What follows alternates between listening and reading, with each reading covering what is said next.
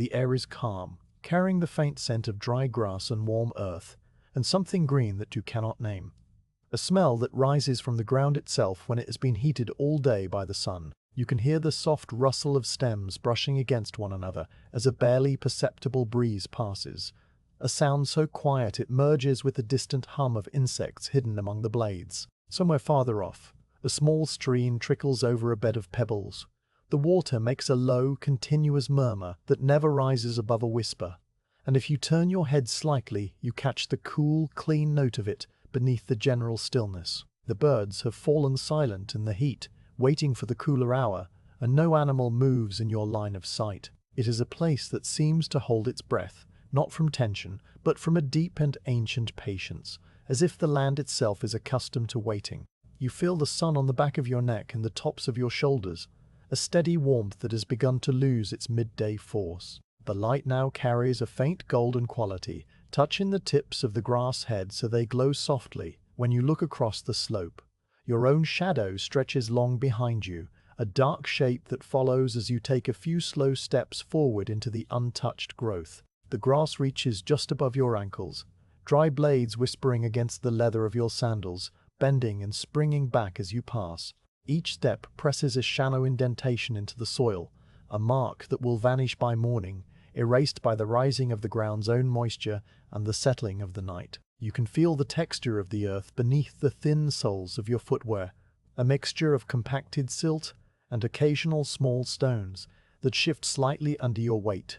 The sensation is quiet and grounding, a reminder that you are upright on a living surface that has supported countless cycles of growth and rest without any purpose beyond its own being. Looking around, you see the valley boundaries defined by low, rounded hills on either side, their flanks covered with the same patchy vegetation, scattered with grey-green shrubs and the occasional solitary tree whose branches spread wide and motionless. The hills themselves are gentle, their crests soft against the pale sky, and they seem to lean inward slightly, as if sheltering the valley floor from anything too harsh. No settlements are visible from where you stand, no smoke rising, no stone walls, no cultivated fields. The whole landscape appears as a single, unbroken stillness, a place that is known only the slow rhythms of weather and the movement of shadows across the day. You pause and let your gaze travel along the natural contour of the ground. There is a slight depression running roughly east to west, a subtle fold in the land where rainwater gathers in winter and then drains slowly away, leaving the soil slightly richer and darker than the surrounding slopes. That line, you think, would be the natural path for anything that wished to cross the valley without climbing the hillsides, and you can see why it was chosen. The incline is so gradual that you could walk it without noticing any strain, the way falling away just enough on either side to keep a traveler's feet dry after rain. It is a feature of the landscape that has existed for uncounted ages, shaped by the same patient forces that rounded the stones in the streambed and carried silt to the lower fields. Standing here now, it is hard to imagine anything else. The emptiness is so complete that the thought of altering it feels like a distant, almost impossible idea, a thing that belongs to another world entirely. Nevertheless, the idea is present in your mind, settling there with the same quiet weight as the light on your skin. You are here because a line has been decided, a route drawn on a scroll in a faraway city by men who will never see this valley.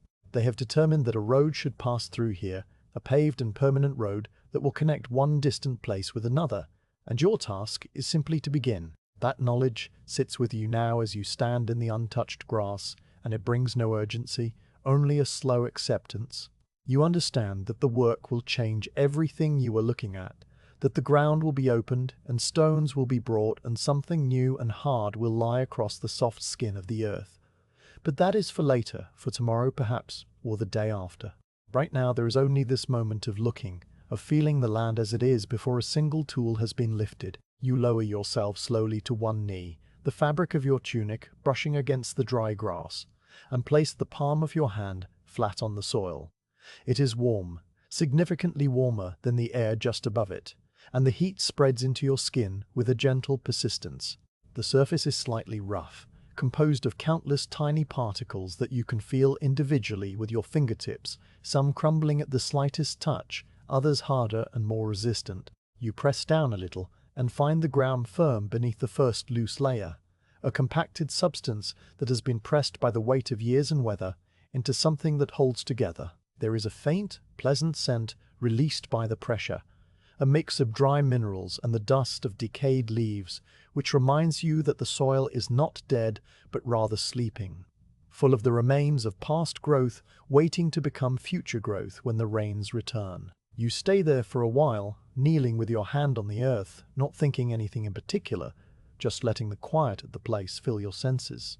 The distant trickle of the stream continues its steady murmur, unchanged since you arrived, a sound so constant that you begin to lose awareness of it, the way one forgets one's own breathing. The sun has moved perceptibly. The shadows have lengthened by a few finger widths, and the golden tint in the light has deepened a shade, edging toward amber. A single insect buzzes near your ear, hovers for a moment, then drifts away without landing, its drone blending into the general hum that rises from the grass. The breeze, if it can be called that, stirs again and passes over your cheek with a coolness that contrasts with the ground's stored warmth, and then it is gone, and the stillness returns complete. Standing up again, you brush the soil from your hand, noticing how the fine dust clings to the lines of your palm, and you look once more along the imagined path of the road. It runs straight through the lowest part of the valley, following the natural drainage line, and from this angle it appears as a faint possibility rather than a certainty, a future etched only in your own awareness. The grasses along that line look just like the grasses everywhere else, the soil just as untouched. There is no sign that anything will be different. And yet, now that you have held the idea in your mind, you cannot help but see it overlaid on the landscape like a ghost, a thin, transparent ribbon that stretches from where you stand all the way to the foot of the far hills. The quiet is so profound that you can almost hear the blood moving in your ears, a soft, regular pulse that matches your heartbeat. You let your breathing slow to match the rhythm of the place, drawing in the warm, dusty air and releasing it with a sigh that disappears into the immensity of the sky. There is no need to speak, no need to move quickly, no need to do anything at all, except stand here and watch the day fade in its own time. The valley offers no resistance and makes no demands. It simply exists, and you exist within it for this brief interval, a temporary visitor who will soon become a maker. The sun drops a little lower, and the light begins to flatten, losing its sharpness and spreading evenly over everything so that distances become harder to judge. The hills on the western side are now silhouetted by a soft glare, their outlines soft and indistinct, while the eastern slopes retain more detail, each shrub and rock thrown into gentle relief by the low angle of illumination. You can feel the temperature beginning its slow nightly descent, not yet cool, but no longer holding the day's full heat, and the air takes on that particular clarity that comes just before dusk when every small sound seems to carry a little farther. You hear, more distinctly now, the separate notes of the stream, a tiny cascade over a stone, a gurgle where the water rounds a bend, the steady rush over the pebbled shallows. These sounds have been there all along, but now they seem to step forward as the insect hum starts to wane. Your shadow is very long now, a stretched version of yourself that extends behind you almost to the first rise of the slope, a dark giant that moves when you move and stops when you stop. The grass heads catch the low light and hold it like tiny flames, a sea of minuscule lanterns that sway infinitesimally. It is the time of day when the world seems to pause, caught between the activity of daylight and the deep rest of night, and you find yourself slowing even further, taking longer to shift your weight, turning your head gradually as if to avoid disturbing the fragile balance of the moment. Thoughts drift through your mind without urgency. Recollections of other places, the feel of tools in your hands, the faces of people who are not here, but none of these holds your attention. They pass across your awareness like the clouds overhead, lightly and with no insistence, leaving no trace. Your focus keeps returning to the land itself, to the simple fact of its presence and its silence. You notice the exact shade of the soil near your feet, a pale brown mixed with grey, and the way a small ant moves among the grass stems with a purpose known only to itself, and the faint indentation left by your earlier steps that is already faintly rimmed with the beginnings of dew. The dew has not yet formed, but you know it will come. The air feels just damp enough to promise a thin coating of moisture by the time full darkness falls, a glistening on every blade and leaf that will soak into your tunic if you lie down too early. For now the dryness holds, and the ground under your soles remains dusty and warm.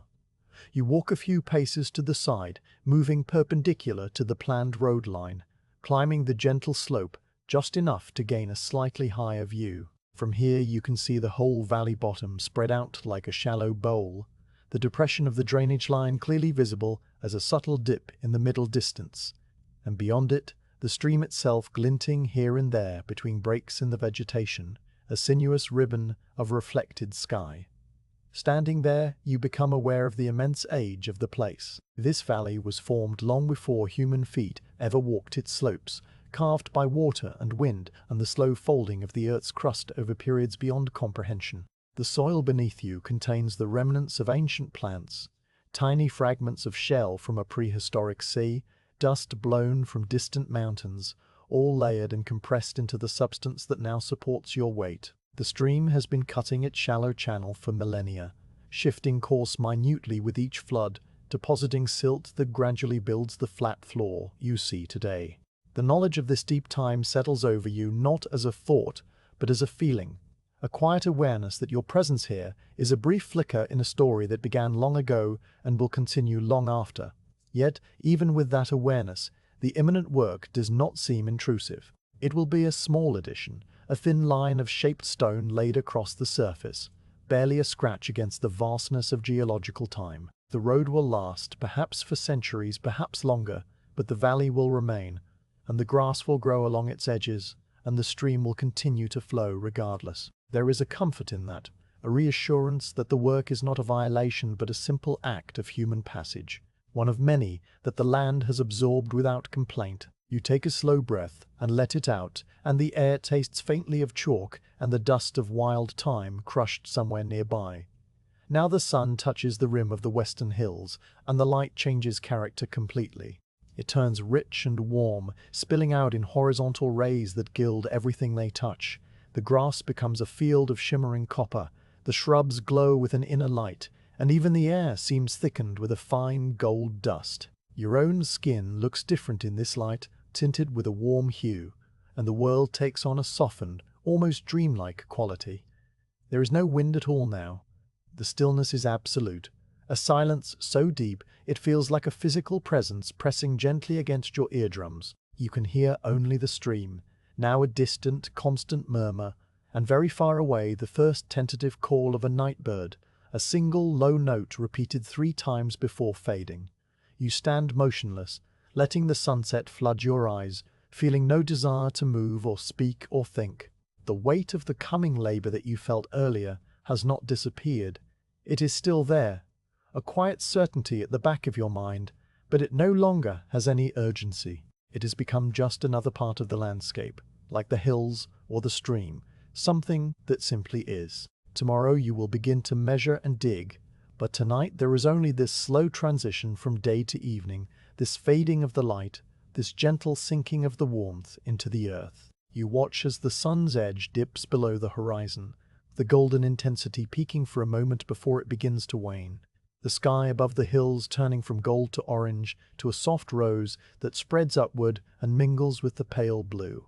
The colors shift and blend with astonishing slowness, each gradation taking minutes to become perceptible.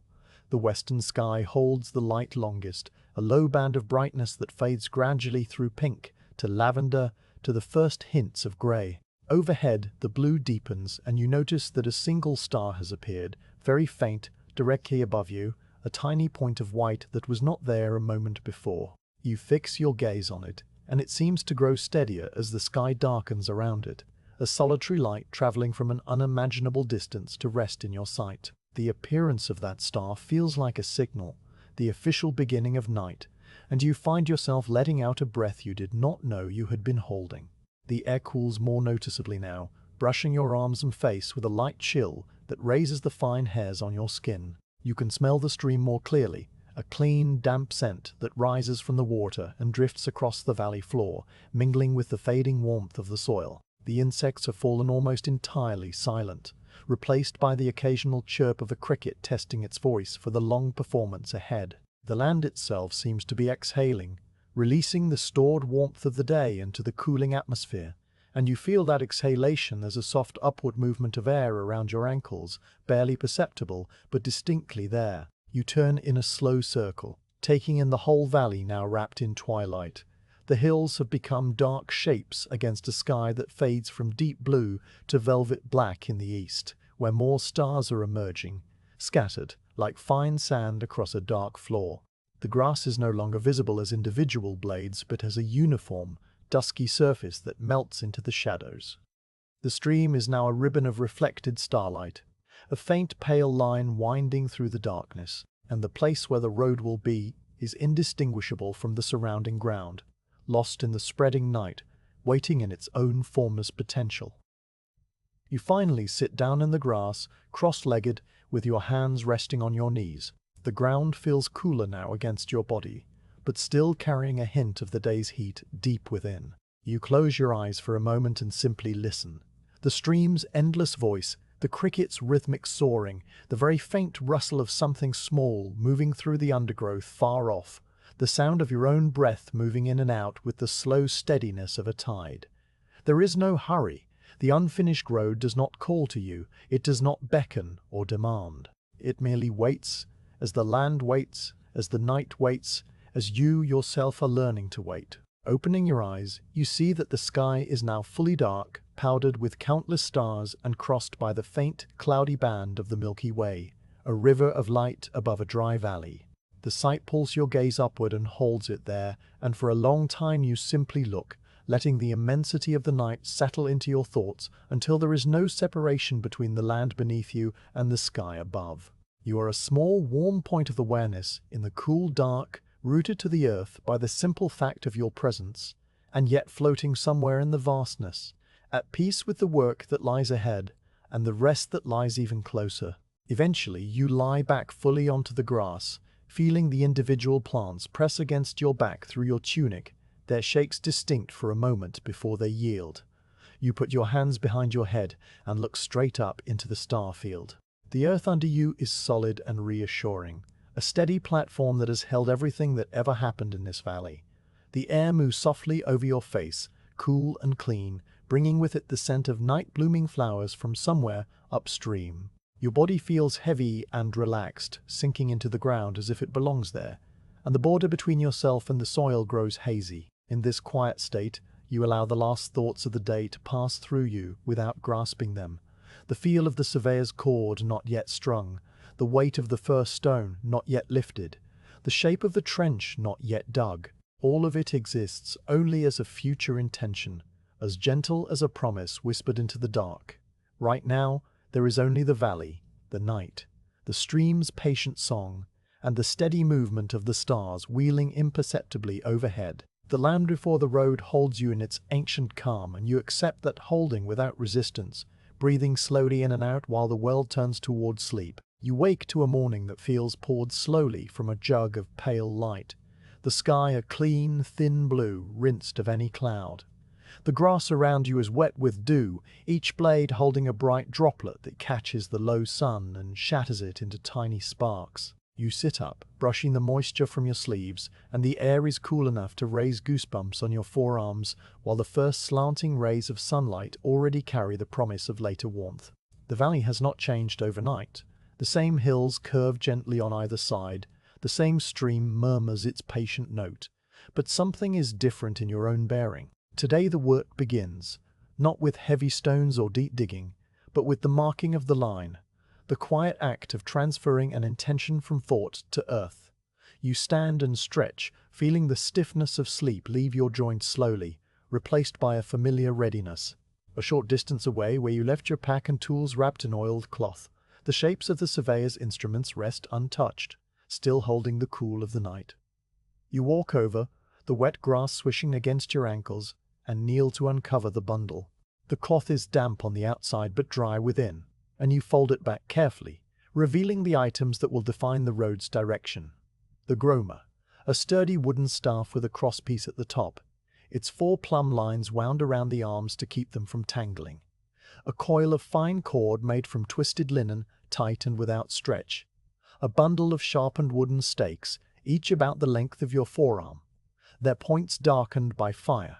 A wooden mallet with a heavy head worn smooth from eats and a fight by the carol rag. The tools lie in the calm morning light, each one quiet and waiting, and you take a moment simply to look at them, not out of reverence but out of the habit of patience that your craft demands. The gromer's staff is marked with faint handling stains, where many hands have gripped it before yours.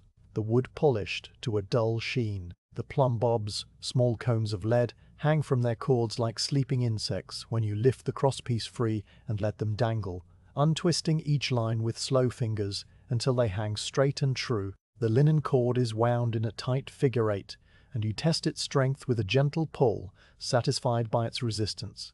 The stakes are smooth and straight, their points sharp enough to enter the soil with a single push. The mallet's handle fits your grit exactly, and you heft it once, feeling the weight settle into your palm.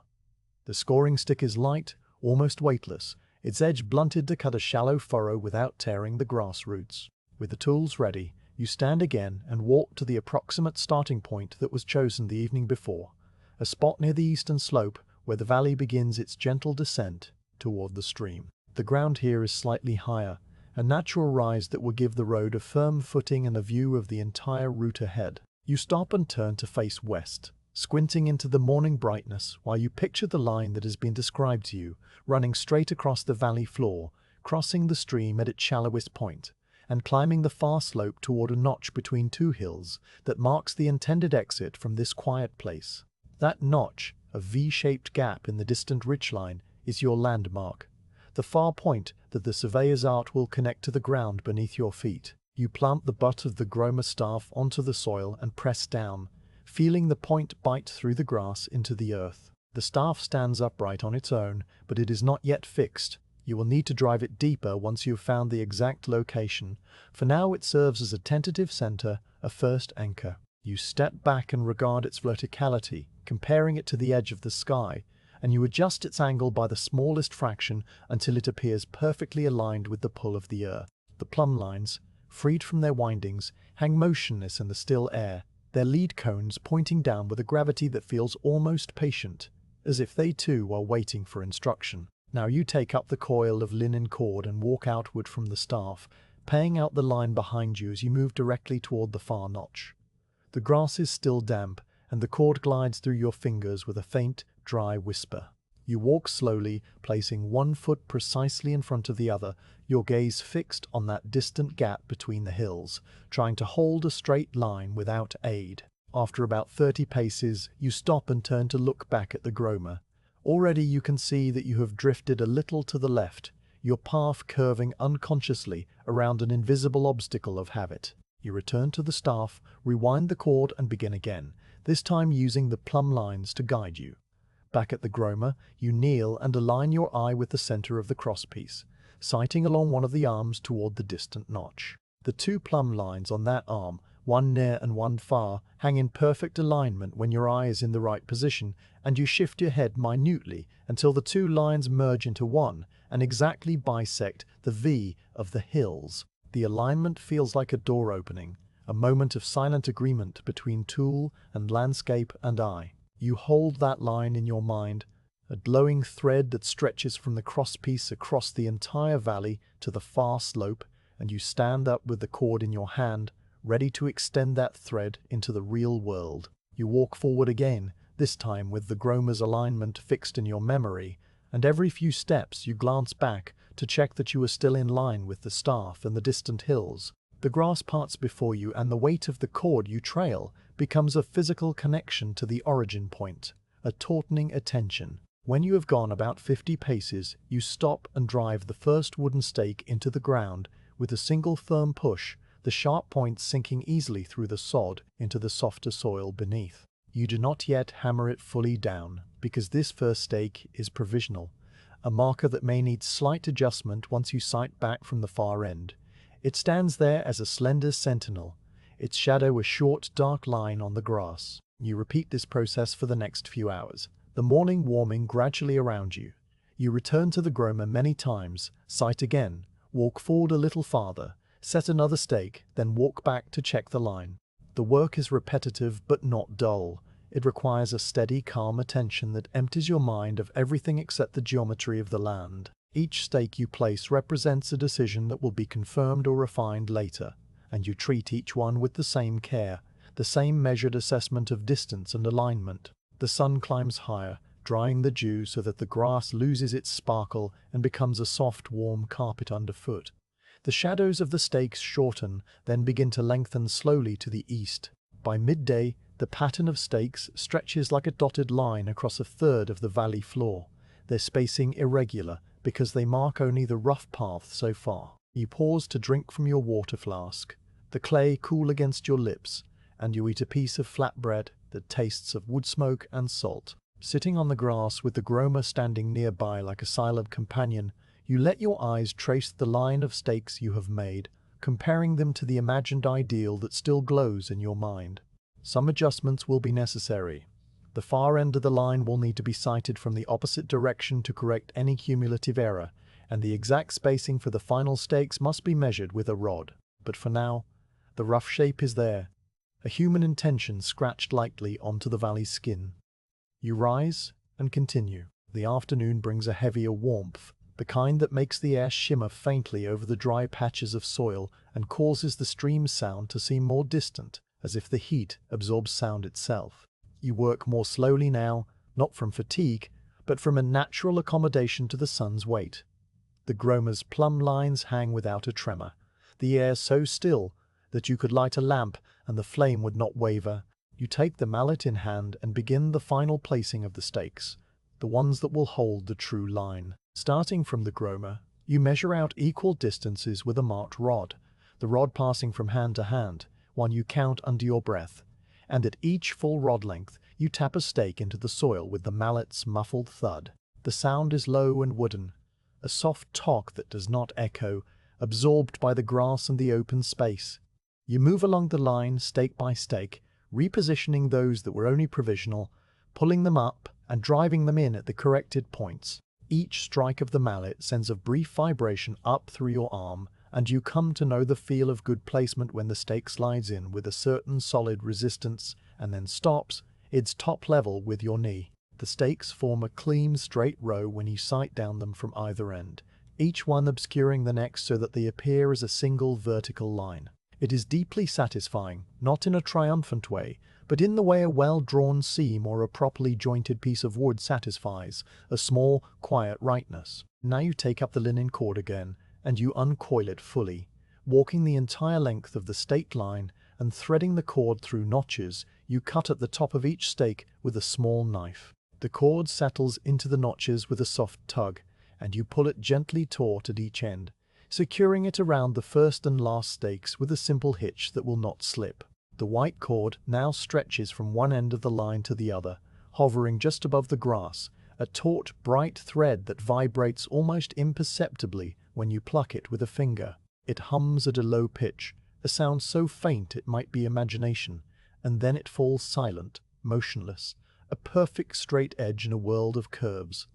With the cord in place, you return to the groma one last time to confirm the alignment. You crouch and sight along the crosspiece, and you see that the cord and the distant notch are in precise agreement. The line runs true.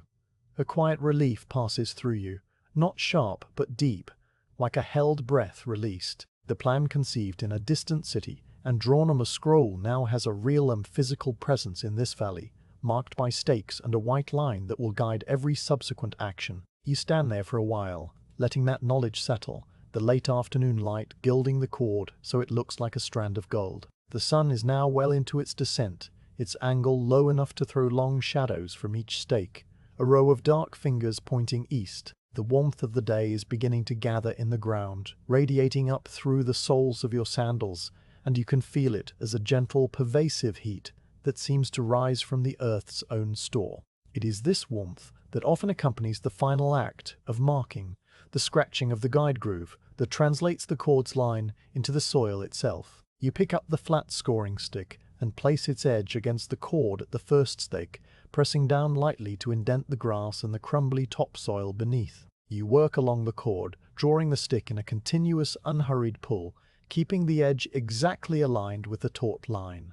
The stick leaves behind a shallow groove, a depression no wider than your thumb, parting the grass stems and revealing the darker soil underneath. The sound is a soft, gritty whisper, the friction of wood against earth and the occasional click as the stick glances off a small stone. Each time you encounter a stone, you pause and flick it aside with a fingertip, then resume the groove. The work requires no force, only a steady hand and a constant visual check to ensure the groove remains true.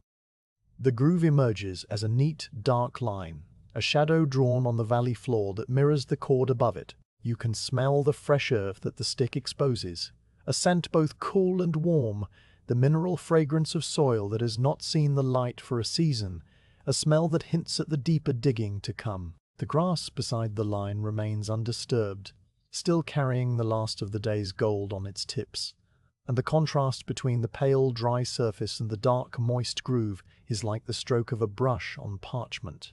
Each section of groove you complete feels like a small commitment, a line that cannot be erased by wind or rain because it has been pressed into the ground's memory. When you reach the final stake, the sun is touching the rim of the western hills, and the light turns rich and amber once more. You straighten up, rolling your shoulders to ease the muscles that have held a single posture for some time, and you look back at the line you've inscribed. From this end, the groove is perfectly straight, a testimony to the careful alignment of the groma, the stakes, and the cord. The white linen cord still hangs above it, catching the low light and glowing softly, a temporary guide that will soon be removed but not forgotten. The groove will remain, a shallow invitation for the spade and the basket. You return to the starting point and begin the slow process of gathering the tools. The groma's plumb lines are wound carefully around the crosspiece so they will not knot, and the staff is lifted from the soil with a slight effort, the point coming out with a soft, sucking sound. The wooden stakes you leave in the ground, for they will be needed later to guide the diggers. But the cord you unthread carefully, coiling it back into its figure eight and tying it off with a slip knot. The mallet and scoring stick are wiped clean of soil with a handful of dry grass, then wrapped together with the cord and the groma in the oiled cloth. Each tool is placed with the same care as when you unpacked them, a habit that ensures nothing is lost and everything is ready for the next day.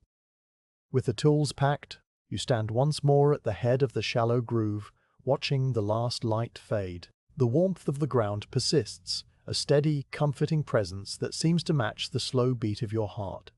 The groove stretches away to the west, disappearing into the gathering shadows, and the land around it is quiet, unchanged in its essence, yet somehow different. It now carries a purpose, a direction, a faint scratch that points to the far hills and beyond.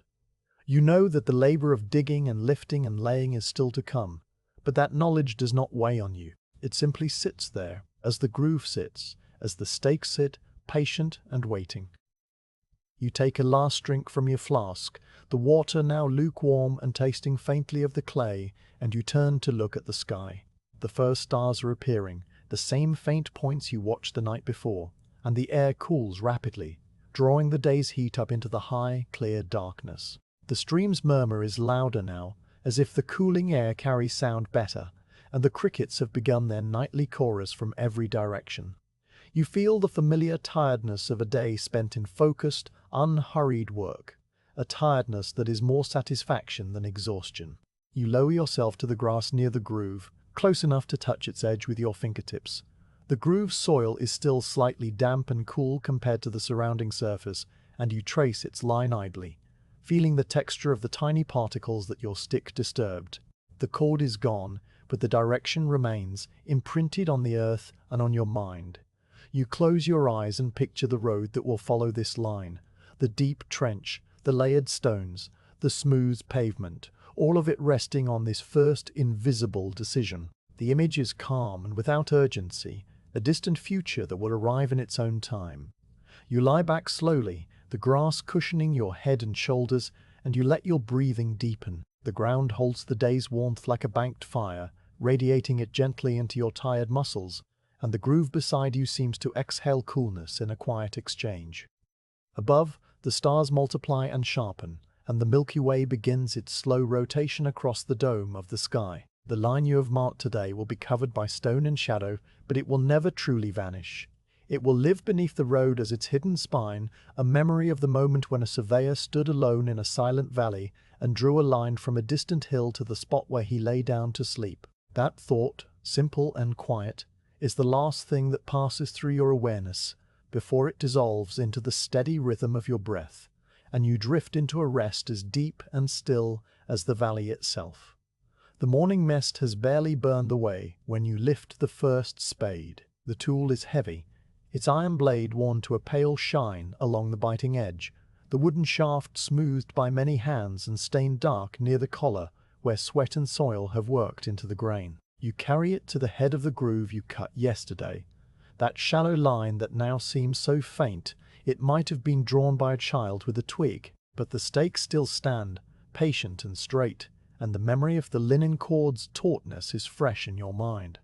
The digging will follow that line exactly, widening it into something that can hold the weight of stone. You position the tip of the spade on the groove and press down with your foot, the iron slicing through the grass roots with a crisp tearing sound. The blade sinks to its full depth with a single steady push, and you lever the handle back, feeling the resistance of the soil give way as the clod lifts and cracks. You bend, scoop the loosened earth with both hands, and drop it onto the grass beside the trench, where it breaks apart into dark crumbs and pale root fragments. The smell that rises is cool and rich, the stored scents of 1,000 quiet seasons released all at once into the warming air. You move the spade forward a hand's width and press down again, and again the roots part, the soil lifts, the clod is set aside. The rhythm establishes itself without effort, a slow, steady cycle of cut and lift and place, cut and lift and place. The morning passes in this rhythm. The trench grows slowly backward from the starting point, its edge sharp and clean, its floor roughly level. You work with a calm that has no hurry in it, pausing often to straighten your back and look at the sky, or to take a drink from your flask. The sun climbs and the day warms, drawing moisture from the freshly turned earth so that a faint haze rises from the pile of excavated soil, a ghost of evaporation that shimmers and vanishes.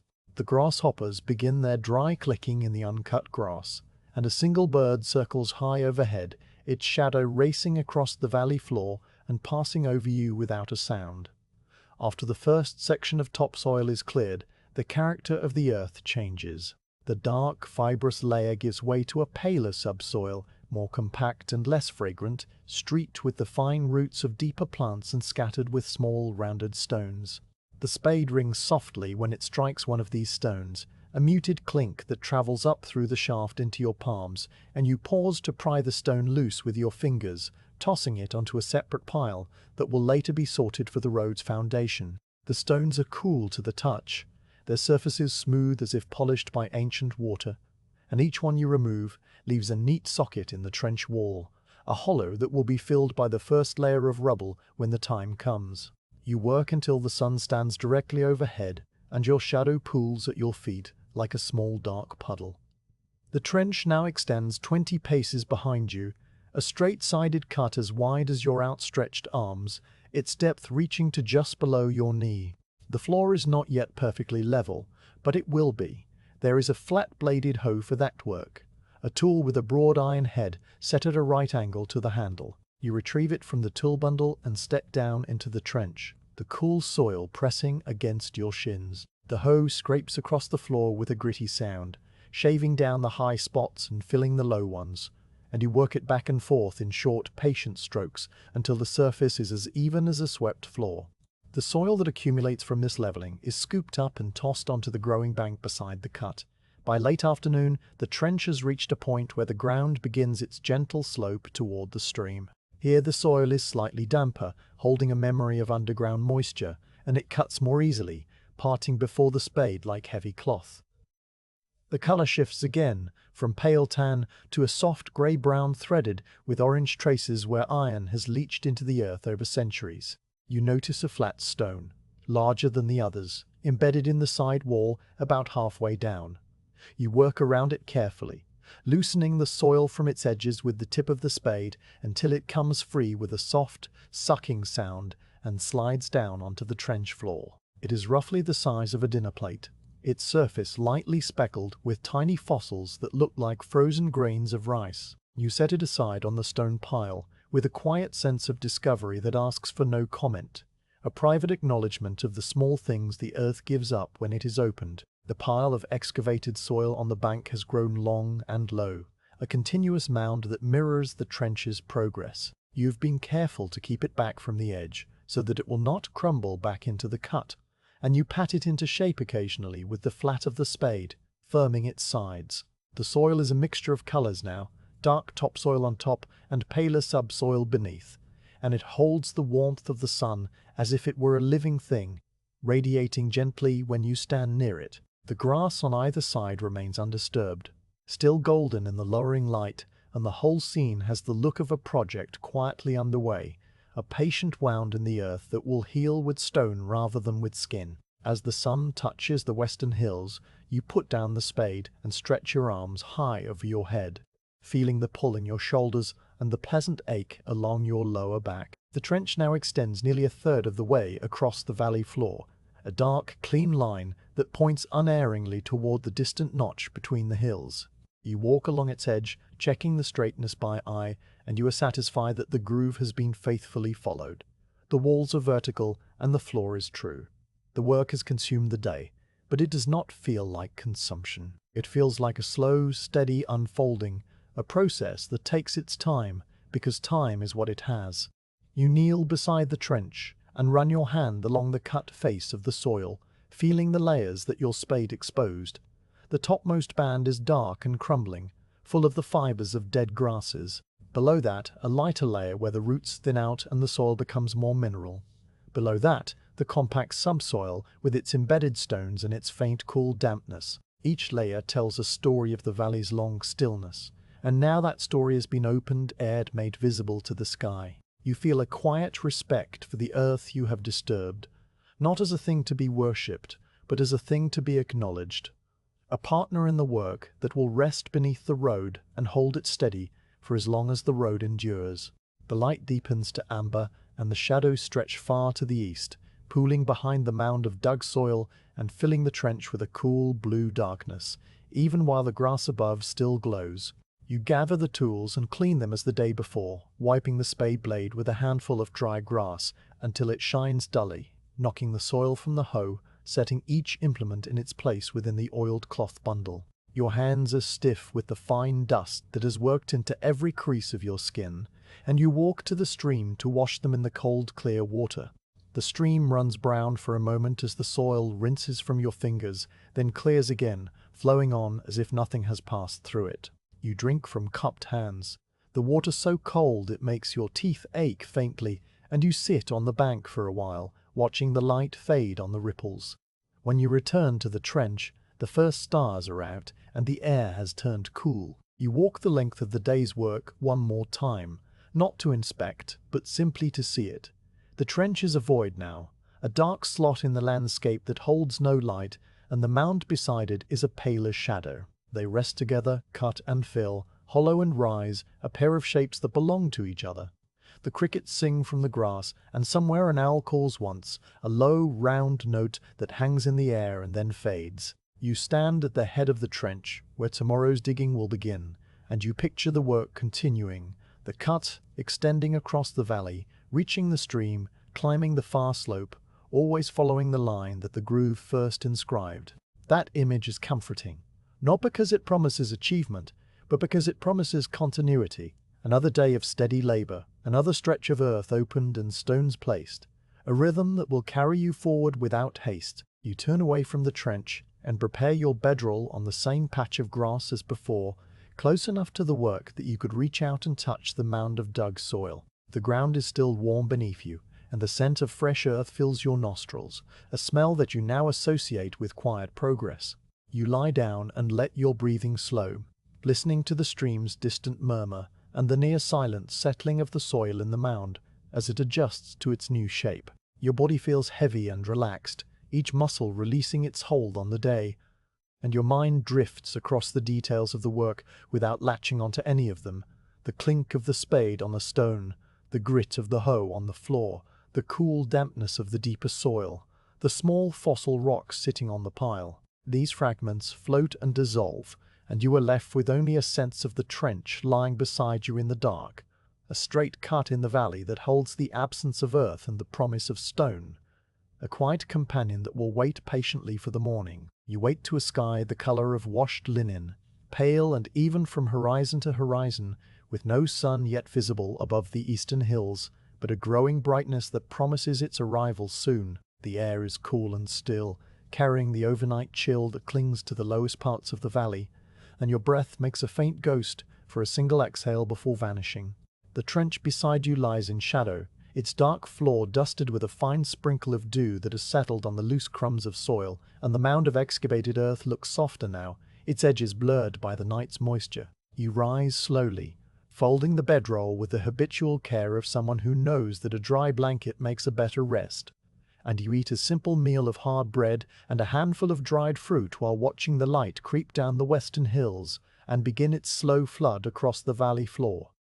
Today, the work changes. The trench is long enough now, a clean, straight cut that waits with open walls, and what it waits for is stone. No pavement can be laid without a deep bed of rock to carry the load and drain the rain, and that rock must be gathered from the place where the land offers it up. A short distance north of the valley, hidden behind a low rise, is a scatter of grey outcrops where the underlying bones of the earth push through the soil, a natural quarry that has not been worked by anyone before you. The stones lie there in a tumbled, patient confusion, some half-buried, some fully exposed and weathered to a soft grey brown, and your task today is to begin bringing them to the line. You collect the tools you will need: a heavy leather sling with long handles for carrying larger pieces, a smaller hand barrow with 2 grips that you can drag behind you, an iron chisel with a round wooden handle, a stone hammer shaped like a blunt wedge, and a water flask renewed from the stream. The gromer and the cord remain in their oiled cloth,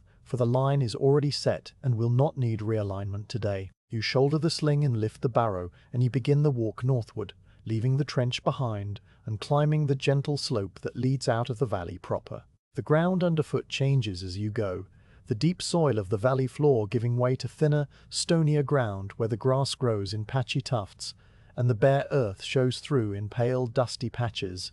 The walking is easy, a slow rise that warms your legs and deepens your breathing, and you fall into the rhythm of the stride without thought, your attention drifting across the landscape. Small lizards skitter away from your footfalls, vanishing into cracks between stones, and overhead a pair of ravens pass with slow, deliberate wing beats, their shadows sliding over the ground like dark water. The sun clears the hills and the day warms quickly, the last of the chill burning off within 100 paces, and you feel the familiar comfort of morning heat settling onto your shoulders.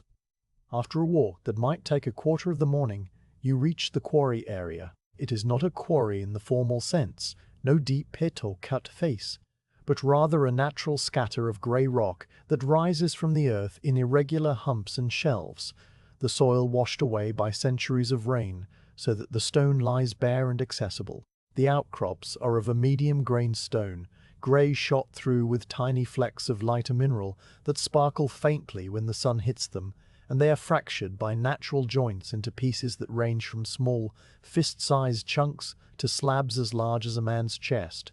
The air here is quieter than in the valley, the sound of the stream absent, replaced by a dry mineral silence broken only by the buzz of a solitary bee prospecting among the wild thyme that grows in the crevices. You set down the barrow and the sling and stand for a moment surveying the available stone. The selection is not random. Each piece must be judged for size, shape, and soundness. The lowest course of the road, the foundation layer that will rest directly on the subsoil, requires the largest and heaviest stones, rough and irregular so long as they are strong and will not split under pressure. The mid layers will use smaller rubble and crushed gravel, and the top pavement will demand the flattest, most even pieces, but those can be shaped later at the roadside. Today you are after the big, raw blocks, the ancestors of the road, the ones that will lie deepest and never see the light again. You begin to walk among the outcrops, bending to examine likely stones, lifting their edges to gauge their weight, tapping them with the stone hammer to hear the ring that tells of solidity rather than the dull thud that warns of a hidden crack. The hammer strikes produce a range of notes, some high and clear like a bell, muted by earth, some flat and brief like a rapped knuckle, and you learn the language of each stone as you go. A good stone answers with a clean, sustained tone, a vibration that hums through the handle into your hand and then fades slowly. A bad stone swallows the blow and gives back only a dead sound. And these you leave where they lie, returning them to the earth's keeping. Your first selection is a block roughly the size of a small stool. Its shape irregular, but its face is largely flat where natural joints have parted it from its neighbors. You work the chisel around its base, tapping gently with the hammer to widen the gap between the stone and the underlying rock. And after a dozen patient strikes, the block comes free with a soft grinding sound and shifts under your hands. You rock it out of its socket and lift it with a grunt, cradling it against your chest for a moment while you gauge its weight. It is heavy, perhaps as much as a man could carry for a short distance, and you lower it onto the leather sling for transport.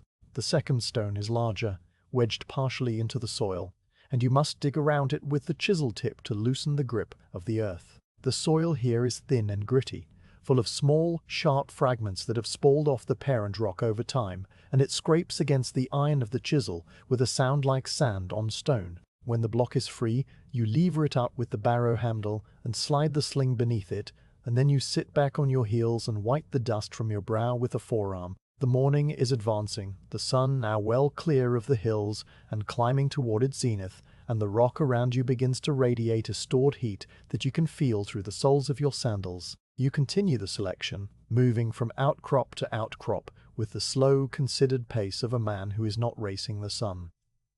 Each stone you choose joins the growing pile beside the barrow, a rough assembly of grey blocks that look like the discarded toys of a giant. Some are angular, with sharp edges, where they have fractured recently in geological terms, meaning within the last few hundred winters. Others are rounded, their corners softened by exposure to rain and wind and the slow chemistry of the air. You run your palm over one such rounded surface and find it smooth and faintly warm, like the flank of a sleeping animal, and you leave your hand there for a moment before moving on. The work is quiet and solitary, punctuated only by the sound of the hammer and the grinding shift of stone on stone. Your mind, freed from any need for hurry, wanders gently across small observations, the way a particular lichen, pale green and crusty, has colonized the north face of one outcrop and avoided the south. The tiny fossils that appear in some of the stones, delicate spirals and scalloped shells preserved in grey eternity, the way the shadows of the rocks shorten as the sun climbs higher, shrinking into dark pools at the base of each outcrop. These thoughts pass without urgency, like clouds crossing a wide sky, and they leave no wake behind them. By the time the sun stands nearly overhead, you have gathered enough large stones for the first load. They rest on the leather sling, a dozen heavy blocks arranged so that their weight is balanced, and you have tied the corners of the sling together with a length of rope to form a secure bundle. You crouch, grip the rope handles, and lift with your legs, and the bundle comes up off the ground with a strain that settles across your shoulders like a familiar weight. You carry the sling in front of you, the stones pressing against your chest and belly, and you begin the slow walk back toward the trench, stepping carefully on the uneven ground. The return trip is slower than the outward walk, each step deliberate because a turned ankle would mean a delay measured in days. You feel the sun hot on the back of your neck and the weight pulling at your arms, but the sensation is not unpleasant. It is the honest tiredness of physical work, a tiredness that builds slowly and will release easily with rest. The barrow you leave at the quarry for the next load, and you make a mental note of its position against a distinctive tall outcrop that leans slightly to the west, a landmark you will not miss even in the flat light of afternoon. When you reach the trench, you lower the bundle carefully to the ground, near the stone pile you began the day before, the one with the small fossil rock resting on top. You untie the rope and spread the sling flat, and one by one you lift the stones from the sling and place them on the pile. Each stone settles with a dull clink against its neighbors, and you turn each one to find its most stable face so that the pile will not shift and tumble. The pile grows, a rough cairn of grey blocks that already looks like the beginning of something permanent, a stored promise of weight and strength. You take a drink of water, the liquid now tepid from the sun, but still wet and welcome, and you eat a small piece of cheese that has grown soft and oily in your pack. The rest is brief, just long enough for your breathing to slow and your arms to stop tingling with the memory of the load. And then you pick up the empty sling and begin the walk back to the quarry for a second load. The afternoon repeats the pattern of the morning, with small variations. The sun is now on the western side of the sky, and the shadows fall the opposite way, pointing east. The stones have grown warmer from the hours of direct sunlight, and they feel almost alive when you touch them, the heat penetrating into your fingers. The bee has been joined by another, and they drone together in the time, a low, constant note that underlies the silence. You find a seam of particularly good stone, a layer that splits cleanly along a horizontal joint, and you work it for a while, levering off flat slabs that will be useful later for the middle courses. These you set aside in a separate pile, marking the spot with a small can of 3 stacked pebbles, a sign that only a road builder would recognize. The second load is slightly smaller than the first because the best large stones near the path have already been taken, and you must range farther to find their equals. You carry the bundle back through the long golden light of late afternoon, your shadow stretched out before you like a dark guide leading the way. The valley welcomes you again with its familiar smell of fresh earth and its patient silence, and you add the stones to the pile, which now stands as high as your waist and extends several paces along the bank beside the trench. A third trip you decide to make with the barrow rather than the sling, to collect the smaller rubble that will be needed for the middle layers. You drag the barrow behind you, its wooden runners leaving shallow tracks in the dusty soil, and at the quarry you fill it with the smaller, broken pieces that litter the ground around the main outcrops. These are the fragments that nature has already made, split by frost and heat and the persistent roots of plants, and they require no chisel, only a willing back and patient hands. You pick them up one by one, some no bigger than your fist, others the size of a small loaf, and you toss them into the barrow where they land, with a clatter that fades quickly in the open air. When the barrow is full, the stones make a shifting, angular load that rattles as you drag it back, a sound like distant, tiny thunder that accompanies you all the way to the trench. By the time the third load is deposited, the sun has begun its final descent, and the golden light has returned, that same rich amber that you have come to associate with the end of labor. The stone pile beside the trench is now substantial, a cache of raw material that represents a full day's walking and lifting and carrying. The large foundation stones form the core of the pile, their grey mass solid and unmoving, while the smaller rubble fills the spaces around them and creates a rough, textured mound that catches the low light in 100 tiny shadows. You walk to the stream to wash, the cold water a shock, and then a relief on your dusty skin. And you sit on the bank while the day's heat drains out of the air. The stream gurgles over its stones with the same soft, continuous sound it has made all day and all night and all the days before you arrived.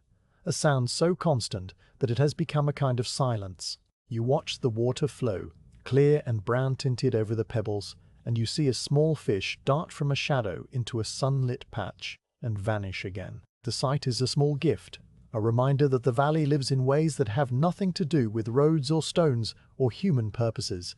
Returning to the worksite, you spend the last of the daylight sorting the gathered stones into rough categories. The largest blocks you arrange in a single row along the near side of the trench, their placement anticipating the day when they will be bedded into the subsoil one by one. The medium-sized rubble you pile separately, a looser, more chaotic heap that will be spread and raked and tamped into the middle courses. A few stones you set aside as potential surface pavers, flat-faced pieces that might, with some trimming, form the final riding surface. The sorting is a quiet, meditative task, the stones clicking softly as you move them, and it brings an order to the pile that is satisfying in a way that needs no explanation. The light fades and the stars emerge, and you prepare your bedroll as you always do, spreading it on the grass a little farther from the trench.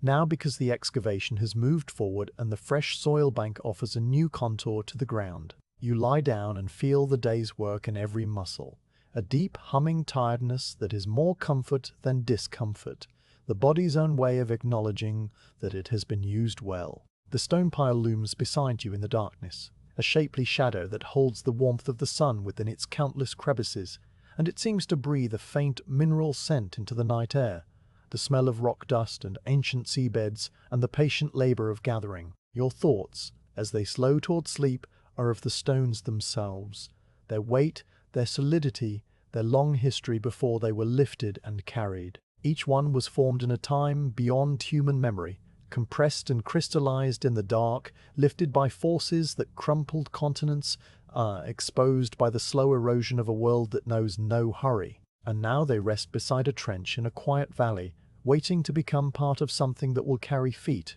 and wheels and the passage of centuries. The thought is not grand or proud, it is simply a fact, as quiet as the stones themselves, and it fades gently into the darkness as your breathing deepens and the night folds around you like a blanket. The morning comes without hurry, the slow brightening of the grey sky that gradually picks out the edges of the stone pile and the clean line of the trench, and you rise into air that is cool but not cold, the kind of air that feels thin and clear in the lungs. You eat standing, chewing the last of the dried fruit and a heel of bread while you look at the stones you gathered the day before.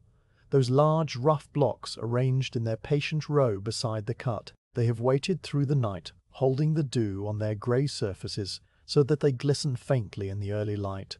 And now they are ready to be placed. Today the first true layer of the road will go into the earth, the foundation course that will carry all the weight that comes after. You walk to the tool bundle and select the items you will need. A heavy wooden rammer with a wide, flat base reinforced by an iron band. A smaller hand rammer for working in tight spaces. A basket of wedge stones the size of your fist that you gathered specifically for filling gaps. A long straight pole of seasoned ash for checking the level.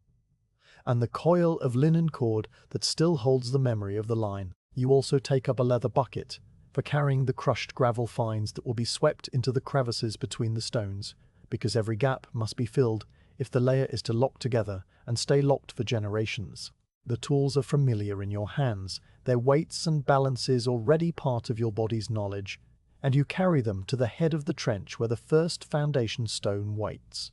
The trench in the morning light is a dark, straight ribbon cut into the paler ground, its floor level and its walls clean, and the soil at the bottom has dried slightly overnight to a firm, compact surface that will take the stones without yielding too much. You step down into the trench, feeling the coolness of the earth close around your lower legs, and you stand for a moment on the very floor you leveled with the hoe, the surface now slightly crusted, but still even. The walls rise to just below your hip, and when you look along the trench toward the west, you can see its full length stretching away in a perfect line, a channel waiting to be filled with substance. You climb out and go to the first of the large stones, a block as big as a small chest, its shape roughly rectangular, but with one protruding corner that will need to be accounted for in the bedding. You squat, grip the stone on either side, and lift with your legs, the weight coming up against your chest and belly as you stagger the few steps to the trench edge.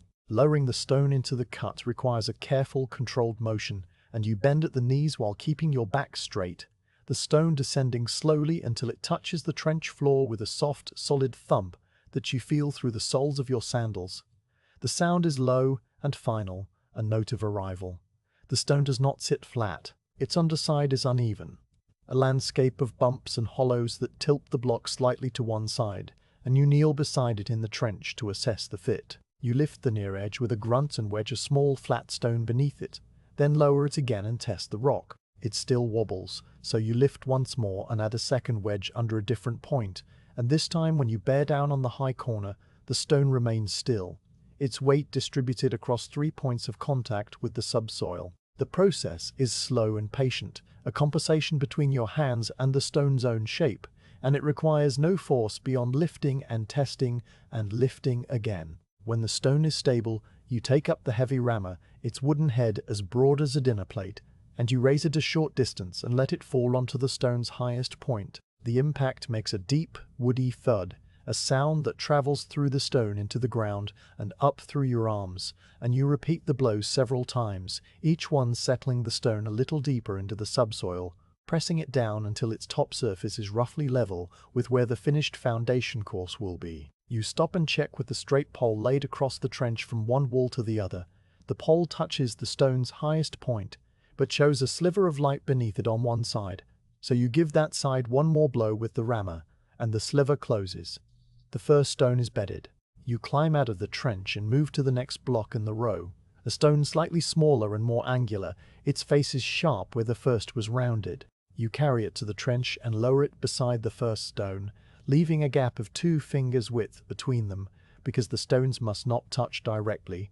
If they do, the pressures of traffic and frost will cause them to grind against each other and crack. The gap is deliberate, a space that will be filled with smaller wedge stones tamped tight, creating a flexible joint that can absorb the tiny movements of the earth without breaking. You bed this second stone as you did the first, testing with the wedges, rocking it until it finds its seat, then ramming it down until the straight pole says it is level with its neighbor.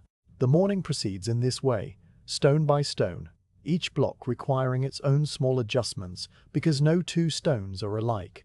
Some are flat on top but rounded below, and these need deeper bedding in holes scooped out with a small trowel so that their bellies have room. Others are tall and narrow, and these you place with extra care because a tall stone can tip more easily, requiring deeper burial and larger wedge stones at its base to lock it upright. One stone is so heavy that you cannot lift it alone, and you rig a simple lever with a long pole and a fulcrum of stacked smaller stones, rolling the block along the ground until it reaches the trench edge, and then tipping it gently in, guiding its descent with the pole so that it lands softly and does not crush the trench wall. The lever creaks and the pole bends but does not break, and the stone settles into the cut with a heavy, satisfying finality that seems to echo in the ground longer than the others. By the time the sun stands at its midpoint, you have bedded a length of foundation stones that extends perhaps 15 paces from the starting point, a solid grey spine laid into the earth. The tops of the stones present an uneven surface, some slightly higher, some slightly lower, but all are within a thumb's width of the intended level, and the straight pole held across them shows a gentle, wavy line rather than a sharp step. The final leveling will come later, with the middle layers.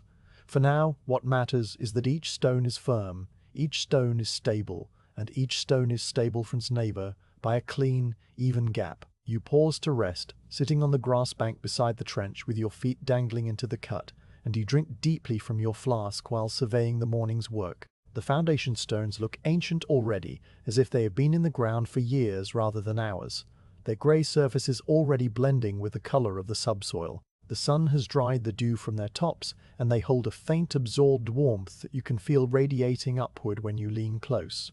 A small beetle explores the crevice between 2 stones, its antennae waving, and then it disappears into the dark gap, finding a home that did not exist yesterday. After the rest, you begin the work of wedging and filling. The basket of wedge stones comes to your side, and you kneel in the trench with the hand rammer and a leather pouch of fine gravel dust. Each gap between the large stones is a puzzle with its own shape, and you sort through the wedge stones to find the pieces that fit. A long, narrow sliver here, a chunky triangle there, a flat disc that slides into a horizontal cleft. You tap each wedge in with the hand rammer.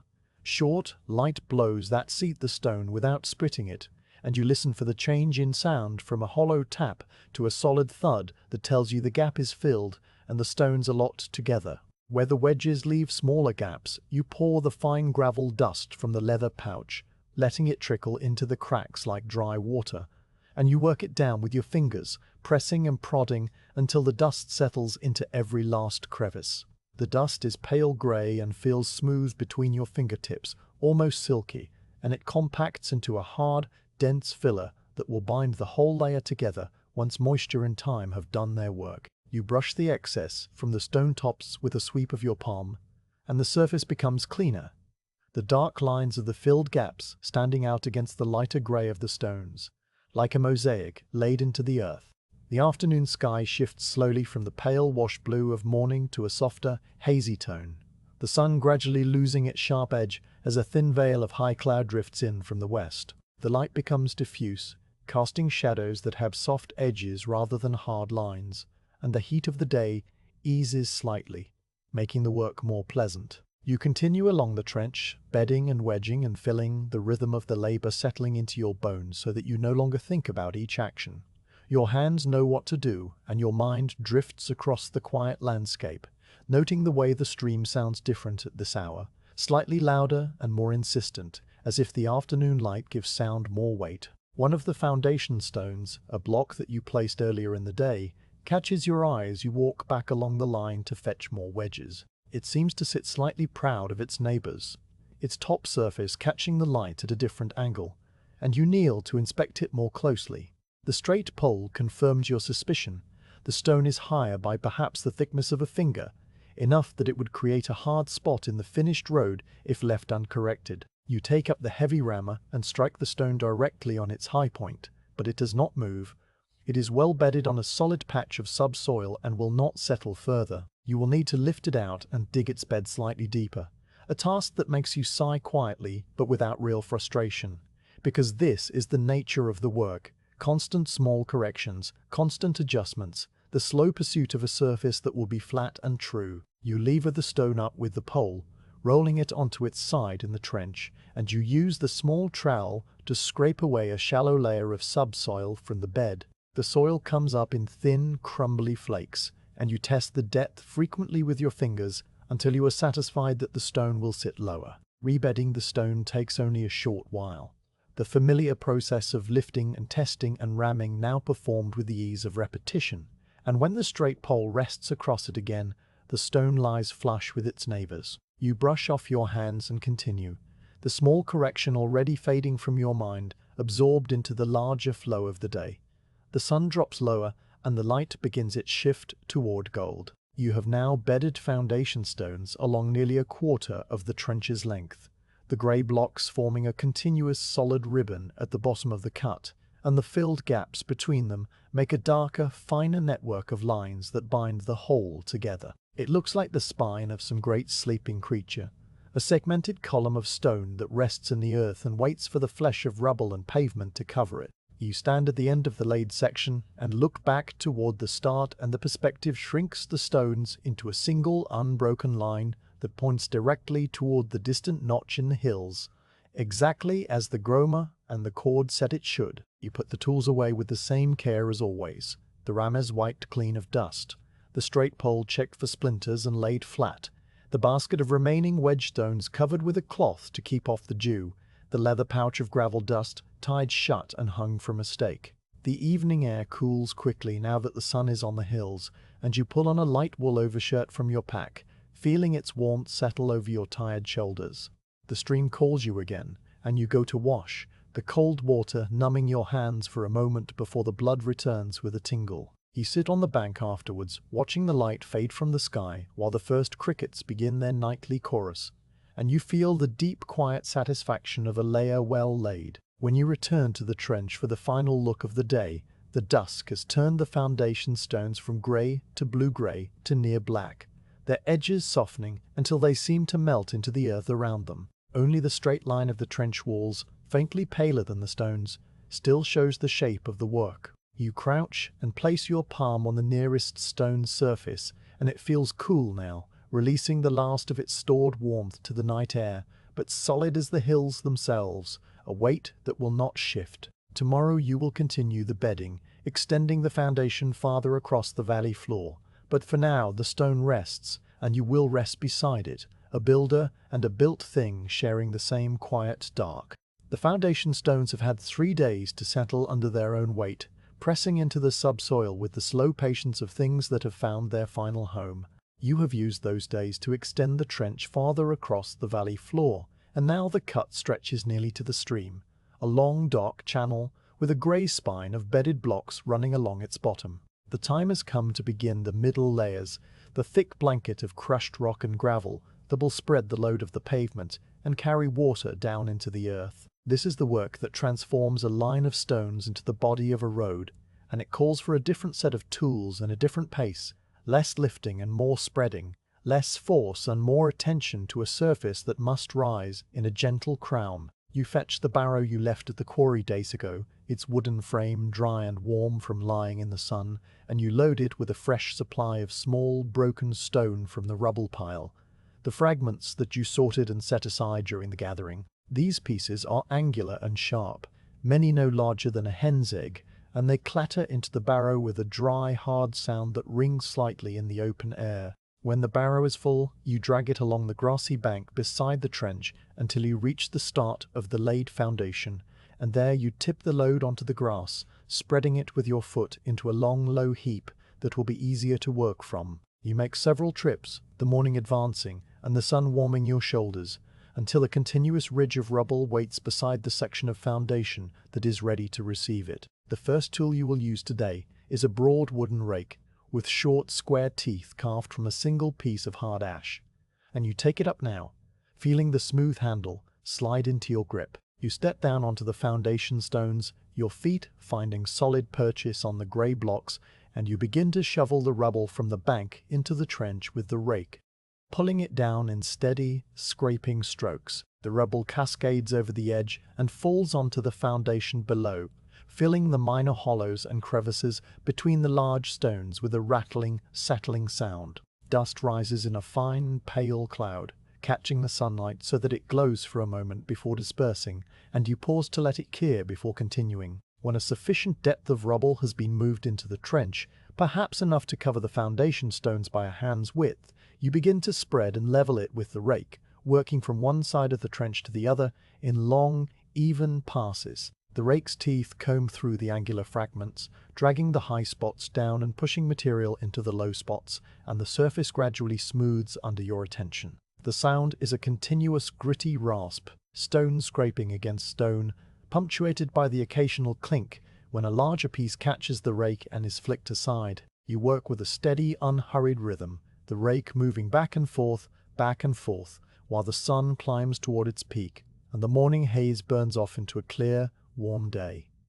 After the rubble is roughly level, you take up the heavy rammer to compact it. The rammer is the same one you used on the foundation stones, its wide wooden base now dusty and scuffed, and you lift it and let it fall onto the rubble with a repeated, dull concussion that vibrates through the ground.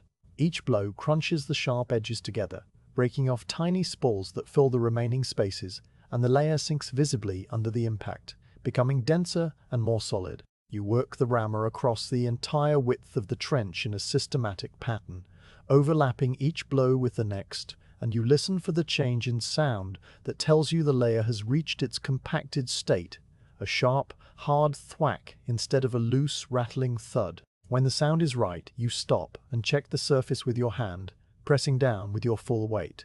The rubble does not shift or yield, and a few loose crumbs are all that come away on your palm. Now the finer gravel must be spread over the compacted rubble, a layer of smaller, more rounded stones that will fill the remaining irregularities and begin to create the road's subtle crown. You walk to the separate pile of gravel that you gathered from the stream bed during the days of foundation work. Smooth pebbles and coarse sand mix together in a grey-brown blend that runs through your fingers like dry grain. You fill a leather bucket with this mixture and carry it to the trench, then pour it in a thin stream over the rammed rubble, moving the bucket slowly so that the gravel falls in an even curtain. The pebbles bounce and scatter, settling into every low spot, and the sand trickles down between them, a fine, silent flow that fills the microscopic gaps. The rake comes back into your hands, this time with a gentler touch, and you draw it over the gravel in light skipping strokes that level without disturbing the layer below. The surface begins to take on a uniform texture, a fine-grained grey that catches the light evenly, and as you work, you pay particular attention to the crown, the subtle rise down the center of the road that will shed water into the side ditches. The crown is built by adding slightly more material along the midline and feathering it out toward the walls, and you check the shape constantly by eye, kneeling to sight along the surface, adjusting with small scoops and pats until the curve is symmetrical and gentle, a rise no higher than the thickness of your thumb. The side ditches themselves must be shaped now, for the road is more than its surface. It is a system of drainage that begins at the center and carries water away to the edges where it will run harmlessly into the soil.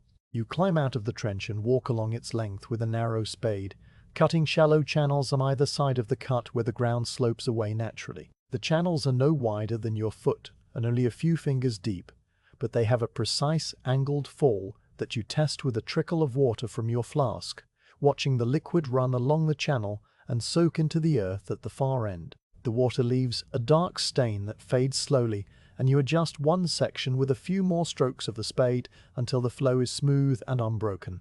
Returning to the middle layers, you now prepare the final component, the sand and lime mortar that will bind the gravel into a hard, unyielding crust. Near the stream, where a patch of clean, pale sand lies exposed in a low bank, You have already dug a shallow mixing pit lined with flat stones, and there you build a small fire of dry twigs and branches to heat the limestone lumps you gathered from the quarry's upper ledges.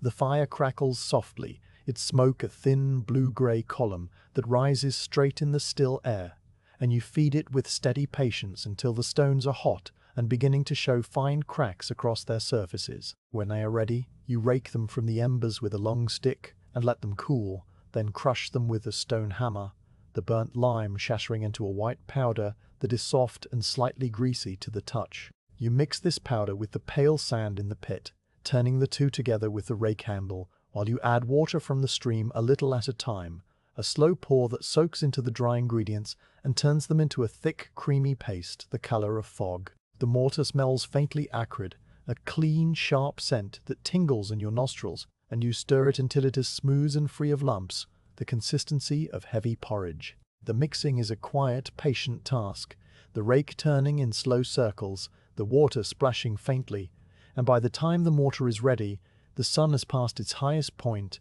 and begun its long afternoon descent. You carry the mortar to the trench in the leather bucket, the paste sloshing gently with each step, and you pour it over the prepared gravel in a thin, even layer. The mortar flows into the gaps and crevices, filling every remaining void, and you spread it with a flat wooden trowel, smoothing it over the surface with long, sweeping strokes that leave a creamy, even finish. The color changes as you work, from the dry gray of the gravel to the wet, pale cream of the mortar, and the surface becomes almost glassy where the trowel has passed, reflecting the sky in a dull, blurred way. The crown remains visible through the mortar, a gentle rise that will harden into the road's permanent shape, and you check it one last time with a straight pole, satisfied by the evenness of the curve.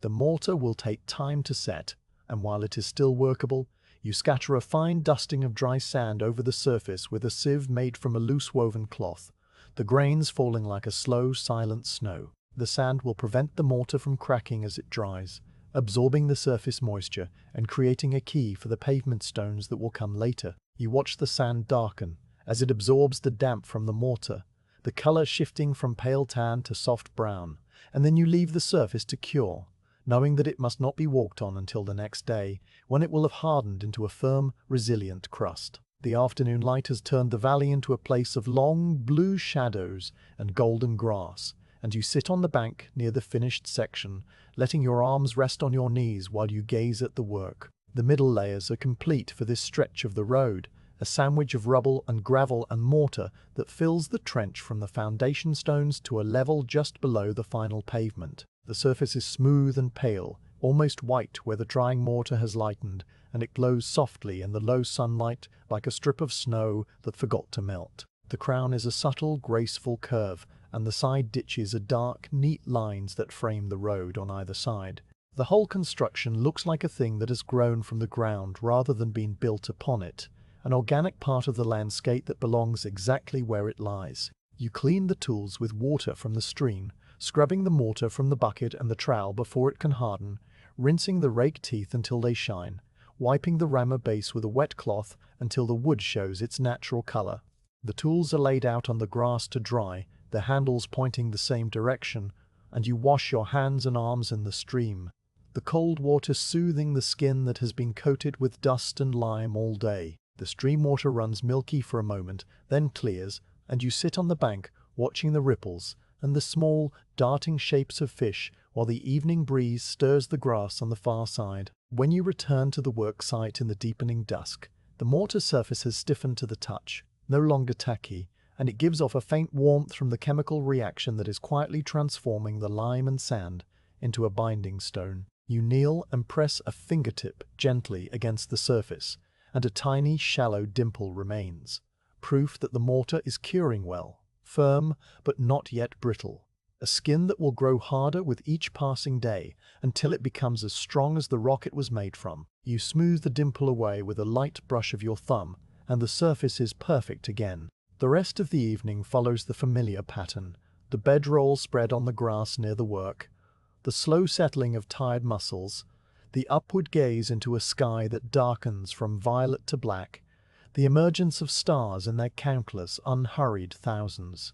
The completed middle layers lie beside you in the night, a pale ribbon in the starlight, and the next section of trench waits beyond it, dark and empty, ready for tomorrow's continuation.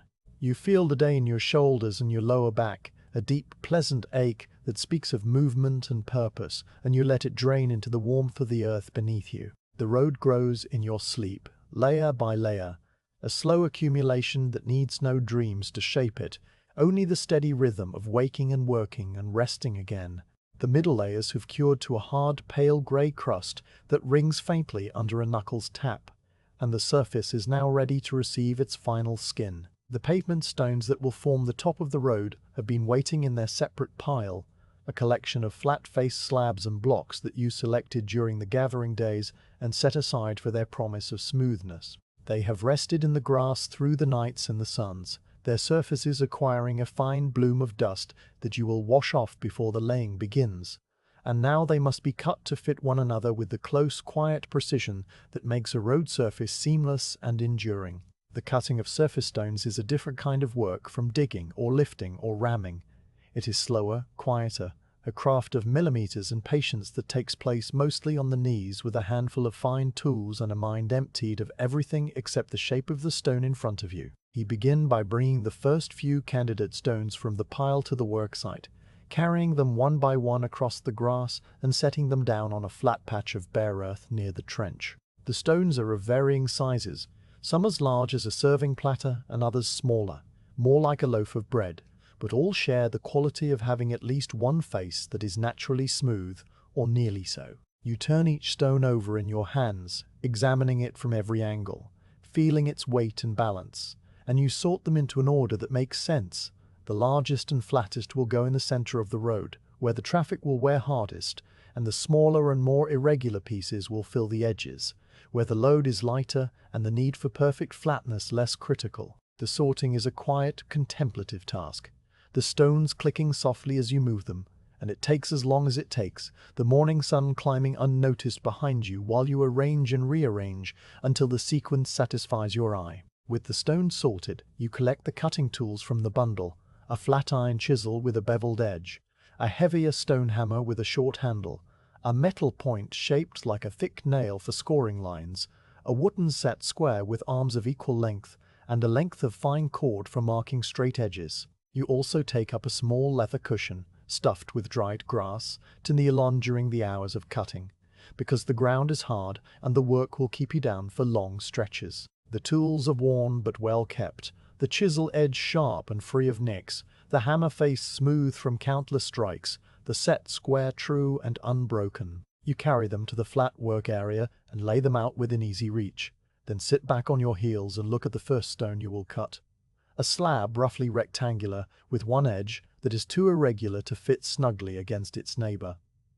The process of cutting begins not with the chisel, but with measurement and marking. You take up the set square and the metal point, and you hold the square against the stone's most regular side, extending a line across the face where the cut must go. The metal point scratches a fine, pale groove on the grey surface, a line that catches the light and holds it like a silver thread. You check the line twice, from both ends, ensuring it is perpendicular to the long axis of the stone, and that the waste piece beyond the line is enough to remove the irregularity, but not so much that the stone becomes too small for its intended place. The measurement is a quiet dialogue between your eye and the stone, a negotiation that respects both the geometry of the road and the individuality of each piece.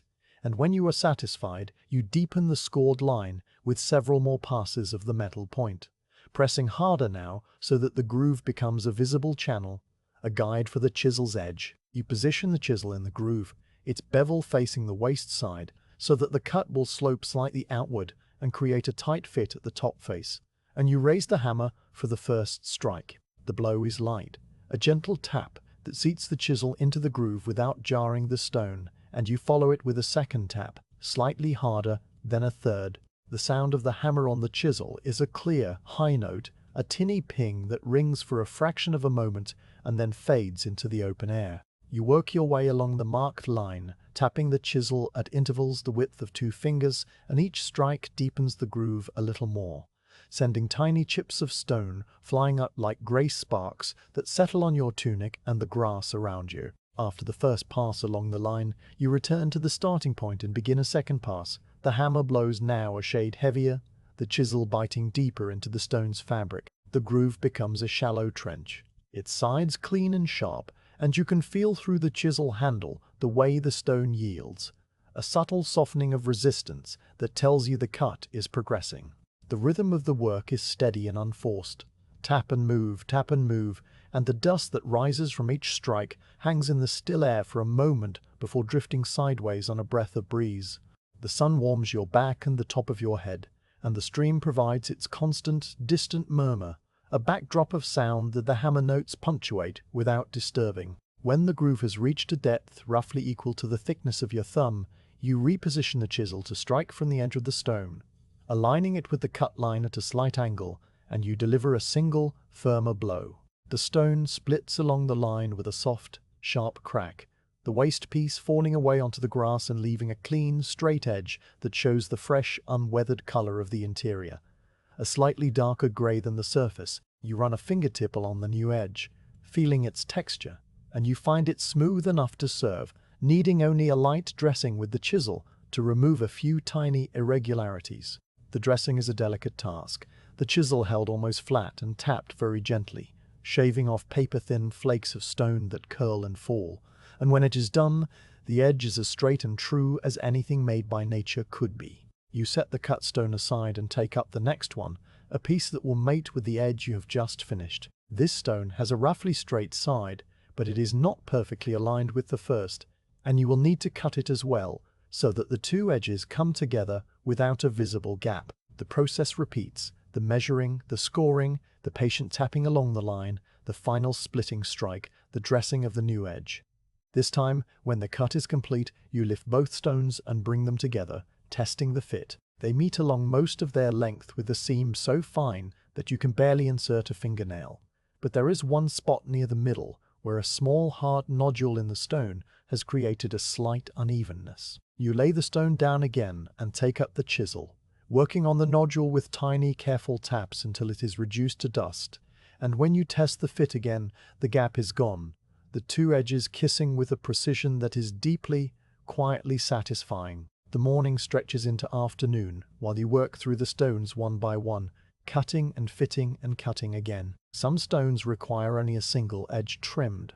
Others need 2 or even 3 sides cut to fit the complex geometry of the road's surface and the jigsaw of neighboring pieces. You work with the same patient attention for each one, never rushing, never forcing a cut that the stone resists, because haste is the enemy of a good pavement and a split stone is a loss that cannot be undone. The pile of finished cut stones grows slowly on one side of the work area, while the pile of rough stones on the other side shrinks at the same patient pace. The cut stones are arranged in the order they will be laid, each one test-fitted to its neighbors and then placed back in its position, and the arrangement begins to look like a mosaic solved in slow thought, a puzzle whose pieces have found their only correct places.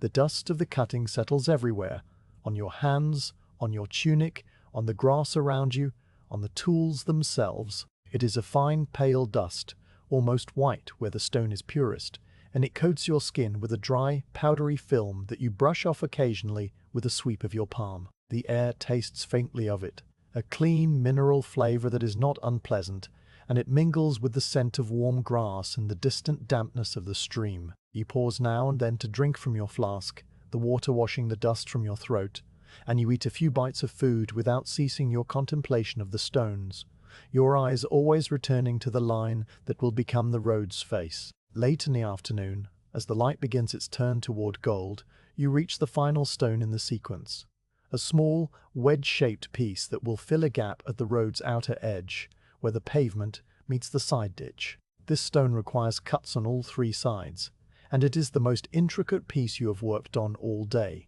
You measure and score each edge in turn, the metal point scratching its silver lines, and you cut each side with a chisel, the hammer taps now so familiar that your hands perform the work almost without your mind's direction.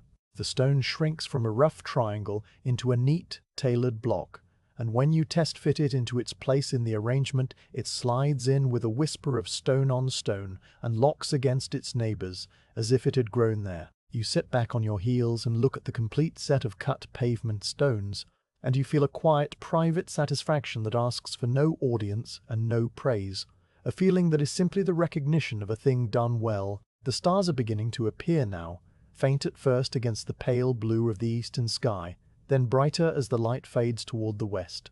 You gather the cutting tools and clean them with care, wiping the dust from the chisel blade and oiling it lightly with a drop of oil from a small clay vial, checking the hammerhead for any looseness, coiling the marking cord, returning each piece to its place in the bundle. The cut stones you leave in their careful arrangement on the grass, a mosaic of grey faces that will spend the night under the stars and be ready for laying in the morning. You cover them with a length of light cloth to keep off the dew, tucking the edges under the outermost stones so the cloth will not blow away if a night breeze rises, and then you walk to the stream for the final wash of the day. The water is cold and dark now, the stream's surface reflecting the first bright stars in trembling points of light, and you kneel on the bank to wash your hands and arms, scrubbing the stone dust from your skin until it runs clean. The cold water numbs your fingertips briefly, and then the blood returns with a rush of warmth. You sit on the bank for a while, letting the day's work settle into your memory, the shapes of the stones and the sound of the hammer and the fine white dust all becoming part of the larger texture of the road's creation. The crickets are singing, and the night air smells of water and cool earth, and the valley lies around you in a darkness that is soft and deep and entirely peaceful. You return to your bedroll, laid out on its usual patch of grass near the worksite, and you lower yourself down with the slow, heavy movements of a body that has spent the day in focused stillness rather than in motion. A different kind of tiredness that is more mental than physical, but no less profound.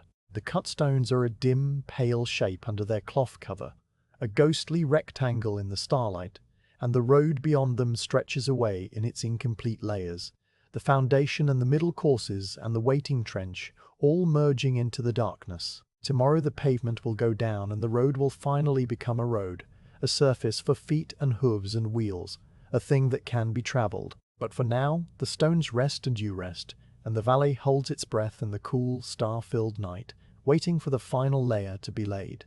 You wait before the sun on the day of the pavement, rising into a grey, quiet dawn that has not yet decided whether to be cool or warm.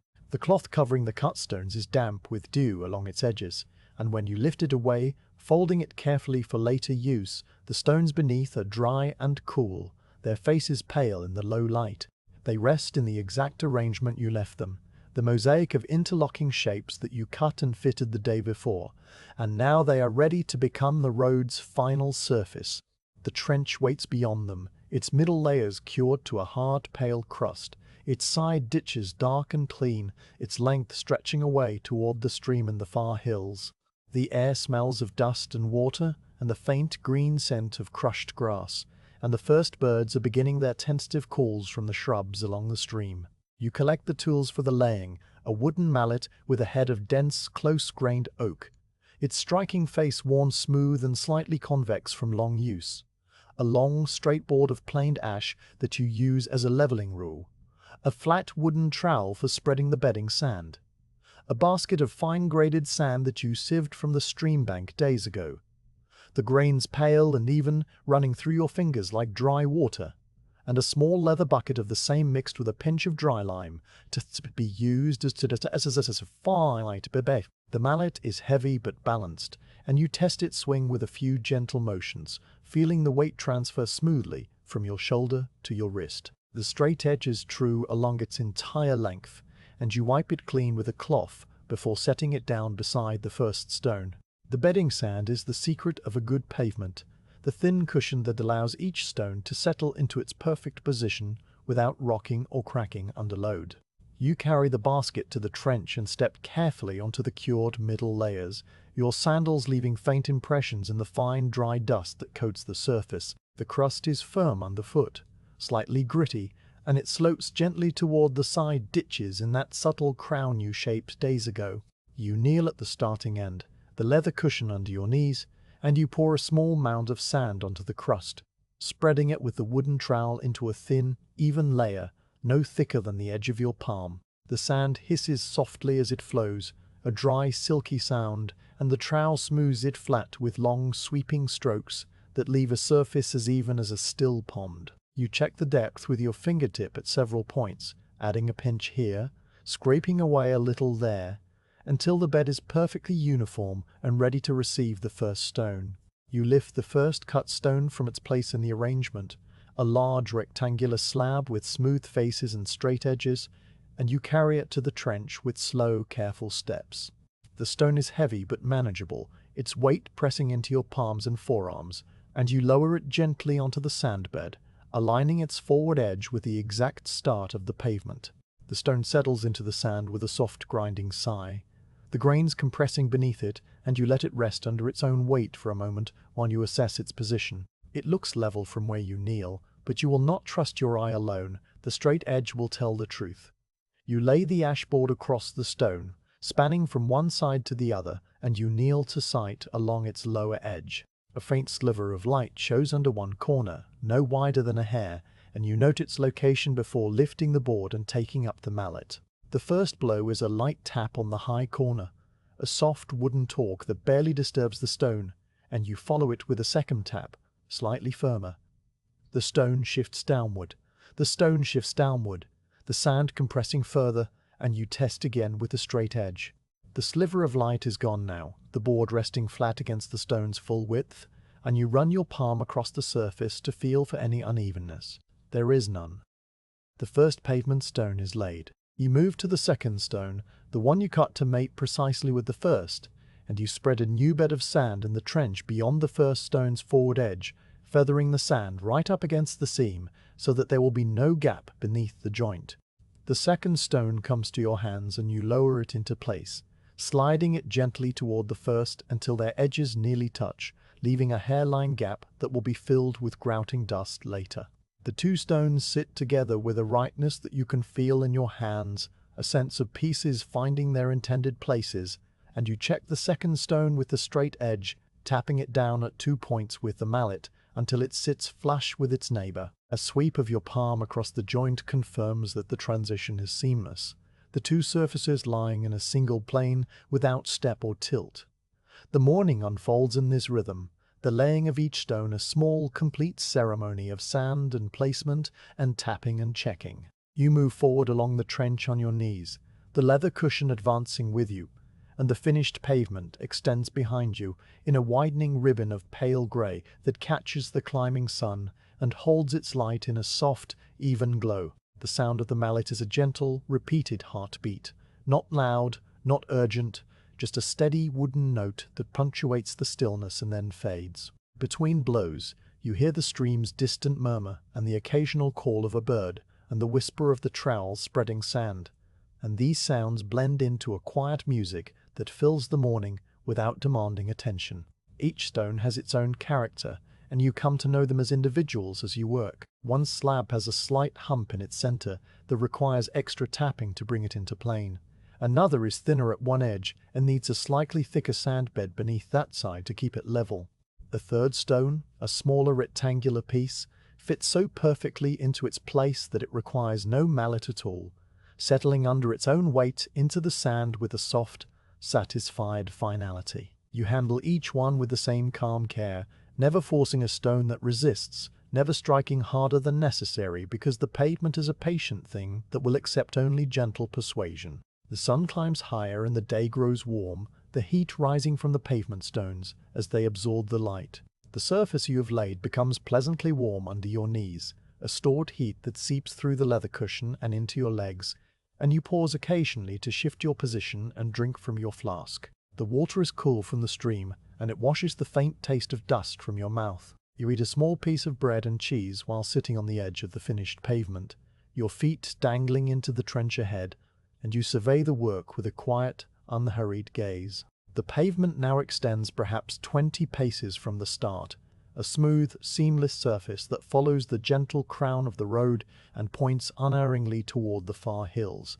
It looks like a thing that has always been there, a natural feature of the landscape that the grass and the soil have simply grown around. After the rest, you continue the laying, working your way through the middle portion of the stone arrangement, where the largest and finest slabs are reserved. These are the stones that will carry the heaviest traffic, and you bed them with particular attention, spreading the sand a shade thicker than before to ensure a perfect cushion. The stones are heavy, and you must brace your back and lift with your legs each time you bring one to the trench, but the strain is brief and soon forgotten in the focused work of tapping and checking. The mallet blows are slightly heavier for these larger stones, the sound a deeper, fuller thud that resonates in the ground for a fraction of a moment, and you listen to that sound as a guide, knowing that a hollow tone means the stone is not fully bedded, while a solid, thumping note means it is home. The edge stones come next, the smaller, narrower pieces that will define the boundary between the pavement and the side ditches. These stones are cut with one straight edge facing the ditch and one irregular edge facing the pavement, where they will be locked against the neighboring slabs by the grouting dust and the pressure of the whole assembly. You bed them carefully, tamping them down with the mallet at a slight angle, so that they lean ever so faintly outward, a tiny cant that will help shed water into the ditches. The straight edge confirms that their tops are flush with the center stones, and the finished surface now has its full width, a clean, parallel-sided ribbon of grey that runs straight and true. By late afternoon, the pavement has advanced to the point where the road begins its subtle descent toward the stream, and the light has taken on that familiar golden quality that signals the approach of evening. The air thickens slightly, the way it does when the day's heat begins to release its hold, and sounds seem to travel differently. The stream's murmur becoming fuller, the mallet blows softer and more rounded. You notice the change without comment, your body adjusting to the slower pace that the hour demands, the mallet rising and falling with a more relaxed cadence, the pauses between stones growing slightly longer. You kneel to lay a stone near the very edge of the pavement, and as you tap it into place, you become aware of the coolness rising from the finished surface behind you. The stones you laid earlier in the day have lost their absorbed heat to the evening air, and they now feel cool and smooth under your palm, a solid, quiet presence that stretches back toward the distant start. The contrast with the warm, fresh stones under your knees is subtle but distinct, a reminder of the passage of the sun and the slow accumulation of the work. You run your hand over the cool surface, feeling the faint texture of the cut stone, the minute irregularities that the chisel left behind, the fine lines of the grouting dust that you will later work into the joints, and the sensation is grounding, a physical connection to the thing you are making. The light deepens to amber, and the shadows of the stones stretch long to the east, each one a dark finger pointing toward the night.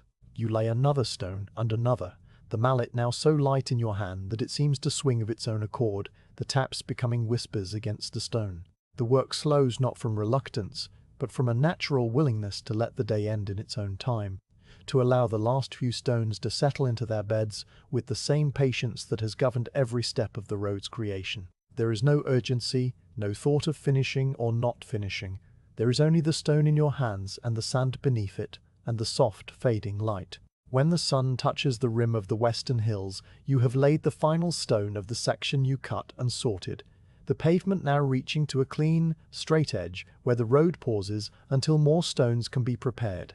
The unfinished boundary is a sharp line across the trench, the dressed stones ending abruptly and the bare middle layers extending beyond them into the dusk. Behind you, the completed pavement stretches more than 100 paces, a smooth grey road that lies across the valley floor like a ribbon of frozen silk, its crown gentle and true, its surface unbroken, its ditches dark and ready. It is a quiet achievement, a thing made with care and without haste, and it needs no ceremony to mark its completion. You put the tools away one by one, the mallet wiped clean and set in its place, the trowel and straight edge dried and stored, the basket of remaining sand covered against the dew. Your movements are slow and deliberate, your body tired in a way that feels whole and clean, and when you walk to the stream to wash, the water is a shock of cold that brings the day into sharp, final focus. The stars are emerging now, scattered across the darkening sky like grains of sand on a dark cloth, and the stream reflects them in a scattered dance of light points that tremble and reform and tremble again.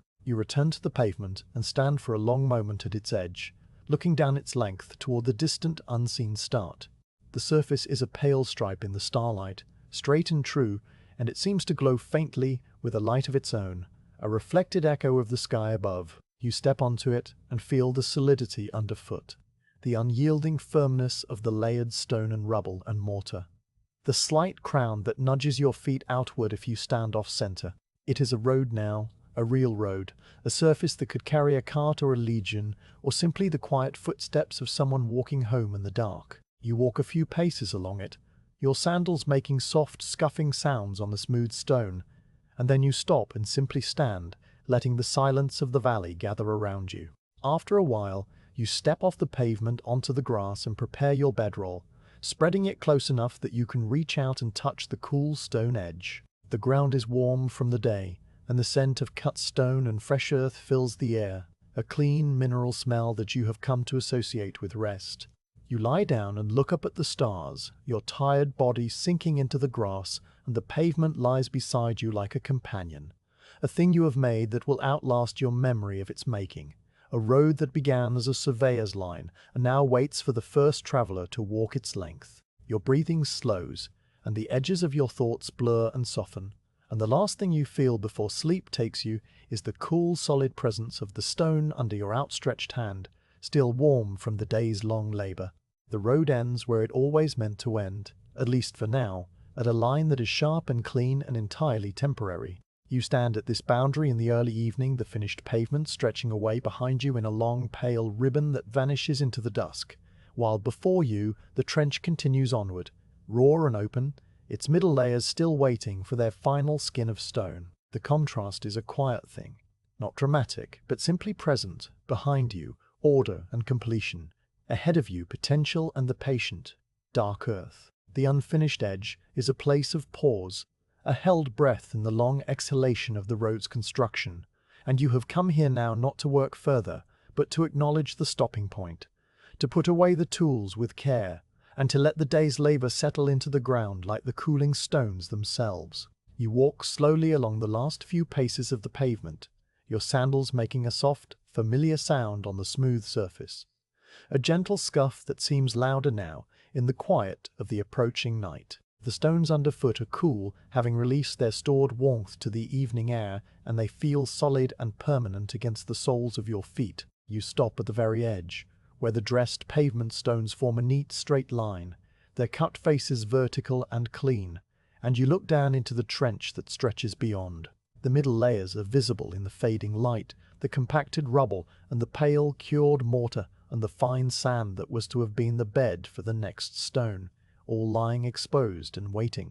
The trench walls rise on either side, their soil dark and slightly crumbly where the spade cut them days ago, and small roots from the overhanging grass have begun to explore the new face, fine white threads that trace delicate patterns in the earth. You kneel at the edge, your knee finding the cushion of the grass beside the pavement, and you place your palm flat on the last stone. It is smooth and cool, its surface faintly textured from the cutting and dressing you did before the laying, and it feels like a full stop, a quiet punctuation at the end of a long sentence. You let your hand rest there for a moment, feeling the solidity of the stone and the slight, subtle vibration that seems to come from deep within it, a resonance of the earth beneath that has nothing to do with sound and everything to do with presence. Then you lift your hand and look at the row of uncut stones that wait on the grass nearby, the ones you gathered but have not yet shaped, their rough faces pale in the twilight. They will be cut and fitted and laid in their own time, but their time is not tonight. Tonight they are simply stones resting in the grass, patient and silent, holding the promise of future labor within their grey, unbroken forms. The tools are still scattered around the work area, the mallet and the trowel and the straight edge and the basket of remaining sand, and you begin to gather them now with the slow, methodical care that has become a ritual of the evening. Each tool is inspected and cleaned before it is put away, a habit that is not about fussiness, but about respect for the materials and the work they do. You take up the wooden mallet first, its head dusty with fine sand and tiny fragments of stone, and you wipe it down with a handful of dry grass, the blades rasping softly against the wood until the surface is clean and smooth. The handle is warm from your grip, the wood polished to a dull sheen in the places where your fingers have held it over the many days of the road's construction, and you run your thumb over that polished spot, feeling the subtle, smooth indentation of wear that tells the story of the work. You set the mallet down in its place within the tool bundle, and you move to the trowel. The wooden trowel is coated with a thin film of dried sand and lime, a pale crust that flakes off easily when you scrape it with a flat stone. The scraping makes a soft, gritty sound like a light rain on a hard surface, and the clean wood beneath is pale and smooth, the grain running in fine, straight lines. You wipe the trowel with a damp cloth from your pack, removing the last traces of dust, and you place it beside the mallet. The straight edge, that long ashboard that has guided so many stones into their perfect level, receives the same attention. Its edge checked for nicks or splinters, its face is wiped clean, its length laid flat along the bundle so that it will not warp.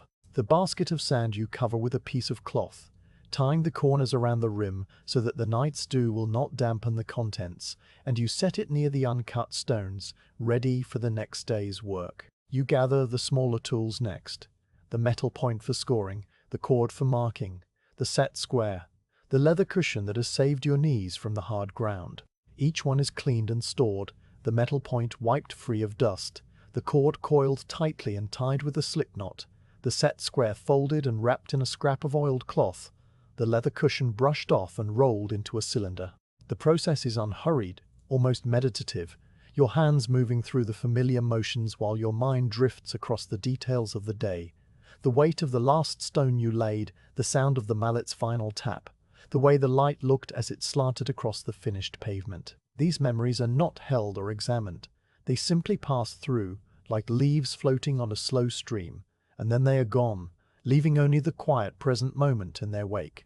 The chisel requires special care, its iron blade needing to be wiped clean of stone dust and then lightly oiled to prevent rust. You take the small clay vial of oil from the tool bundle, its surface cool and smooth, and you pour a single drop onto a clean cloth, wiping it along the chisel's edge until the metal gleams dully in the twilight. The edge is still sharp, its bevel even and true, and you test it lightly with your thumb, feeling the faint, promising bite of the steel. You wrap the chisel in its own strip of leather and set it with the other tools, and then you sit back on your heels and look around the worksite, making sure that nothing has been forgotten, no tool left to the mercy of the night. The worksite itself is a study in quiet contrasts. Behind you, the finished pavement stretches away in a smooth, pale line, its surface faintly luminous in the deepening dusk, the crown a subtle rise that catches the last light of the western sky. The site ditches are dark, clean shadows on either side, their channels already collecting the first tiny trickles of moisture from the cooling evening air. Ahead of you, the unfinished trench is a dark, open mouth, its walls and floor merging into a single, formless shadow that seems to hold the darkness more thickly than the surrounding grass. Between these two states, finished and unfinished, the line of uncut stones waits like a silent audience, their rough faces turned toward the sky, their shapes indistinct in the fading light, and around it all, the valley rests in its ancient, patient quiet, the hills soft and dark against the sky, the stream a continuous murmuring presence that never ceases, never changes. You rise from your knees, brushing the grass fragments from your tunic, and you walk a few paces along the edge of the trench, following the line of the unfinished road with your eyes. The trench extends perhaps 50 paces beyond the last pavement stone, its length already excavated and its middle layers already laid, waiting only for the final skin of cut stone to complete it. The sight of that open waiting length might seem like an incompletion, a task left hanging, but to you it does not feel that way.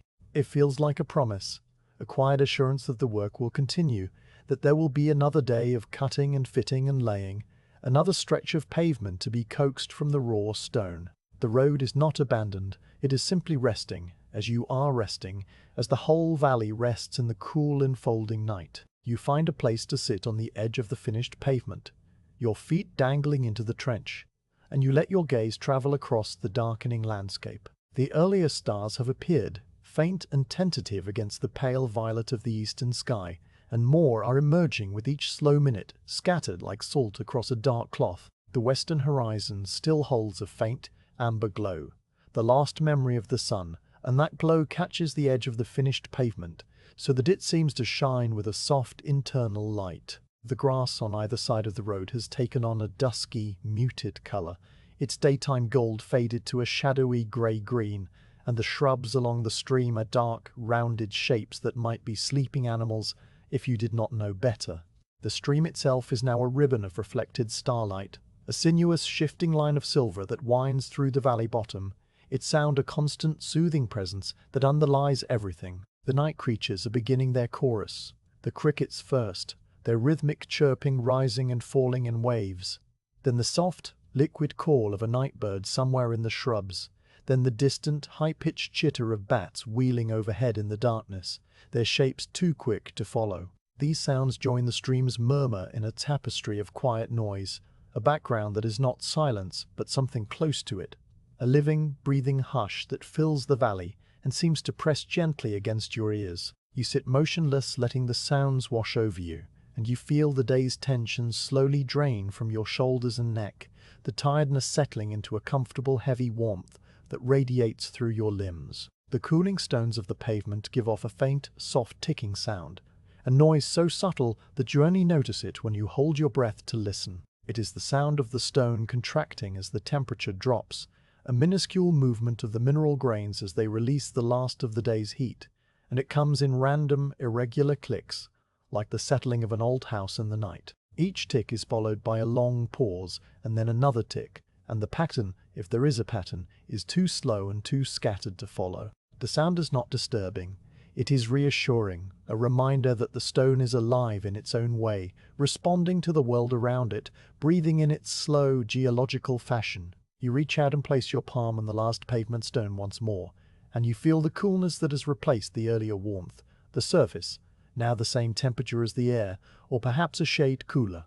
The stone is perfectly still under your hand, its solidity absolute, and yet you know that it is moving in ways too small to perceive, shrinking and expanding, settling and shifting, carrying on its long, slow dialogue with the earth beneath and the sky above. You leave your hand there for a long time, feeling the connection between yourself and the thing you have made, a builder resting on the edge of his work, and then you withdraw your hand and fold it in your lap with the other, and you simply sit, watching the night deepen. After a while, you notice a small pale shape moving along the edge of the trench, and you watch as a moth flutters past. Its wings are soft, dusty white in the starlight. It follows the line of the trench for a short distance, then veers off into the grass and vanishes. Its brief visit, a quiet reminder that the valley is full of small lives that go about their business in the dark. You think of the beetle you saw days ago, exploring the crevice between two foundation stones, and the fish in the stream, and the birds that nest in the shrubs, and the countless insects that sing in the grass, and you feel a quiet kinship with all of them, each one going about its small necessary tasks in the shelter of the night. The road will serve human purposes, but it is also part of this larger world, a new feature in the landscape that the creatures will learn to live with and around and upon, and that thought is a comforting one, a reminder that nothing is truly separate from anything else. The last glow fades from the western horizon, and the sky becomes a uniform velvety black studded with stars from edge to edge. The Milky Way has emerged in its full cloudy splendor, a river of light that arches over the valley from north to south, its countless stars blending into a soft luminous haze that seems close enough to touch. You tilt your head back and look up into that vastness, and the sight pulls at something deep within you, a sense of scale and silence, and immense, patient time. The road beneath you seems very small against that backdrop, a thin scratch on the surface of a world that spins through an ocean of stars, and yet it is also a human thing, a mark of purpose and care, a line drawn by hands that will not last, but that have, for this brief moment, made something that matters. You stay there on the edge of the pavement for a long while, not thinking, not planning, just being. Your body still, and your breathing slow, and your mind as quiet as the valley around you. The night air grows cooler, and you eventually feel a slight chill on your arms, a signal that it is time to wrap yourself in a blanket and let sleep come. You rise slowly, your joints stiff from sitting, and you walk back along the finished pavement to the spot where your bedroll waits on the grass. The pavement under your feet is familiar now, its surface known to you in a way that only a maker can know.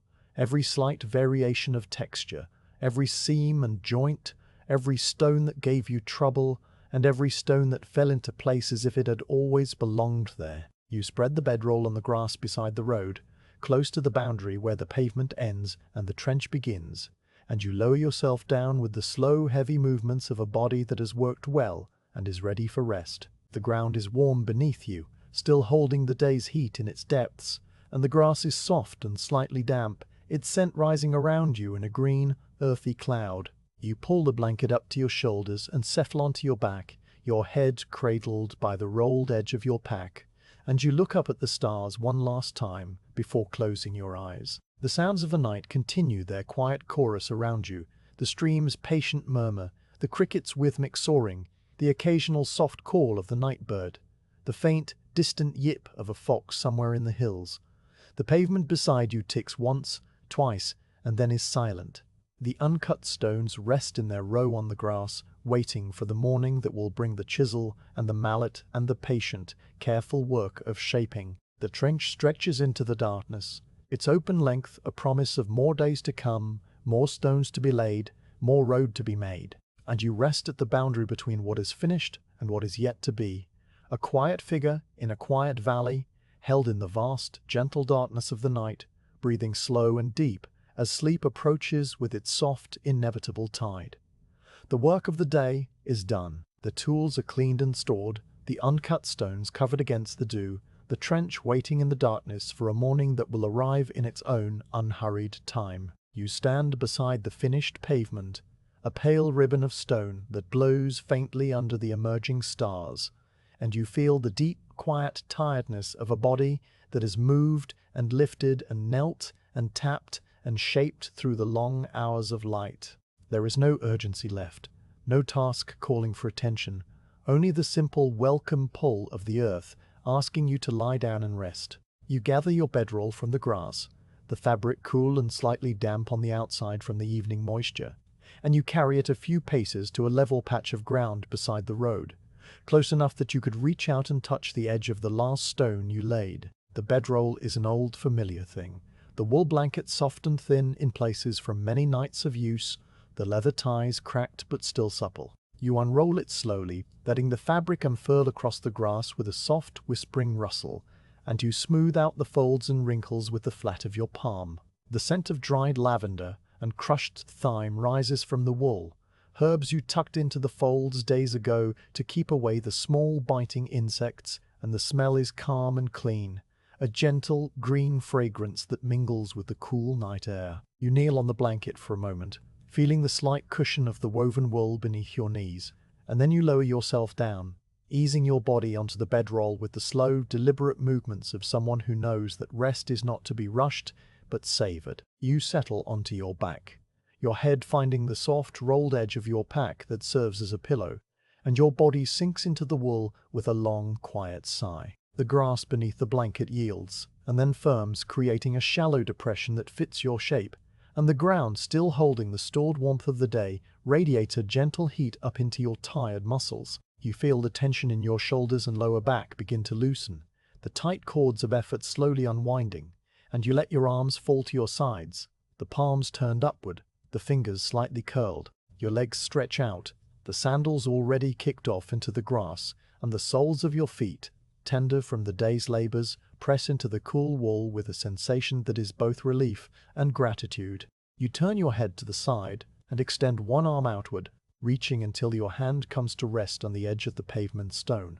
The surface is cool now, having released its stored heat to the night, but it still carries a faint residual warmth, a memory of the sun that lingers deep within the mineral grains. The stone is smooth under your palm, the chisel marks you made during the cutting now just a faint texture, a subtle grain that feels like the skin of something ancient and patient. You leave your hand there, the road a solid, silent companion in the darkness, and you turn your face back to the sky.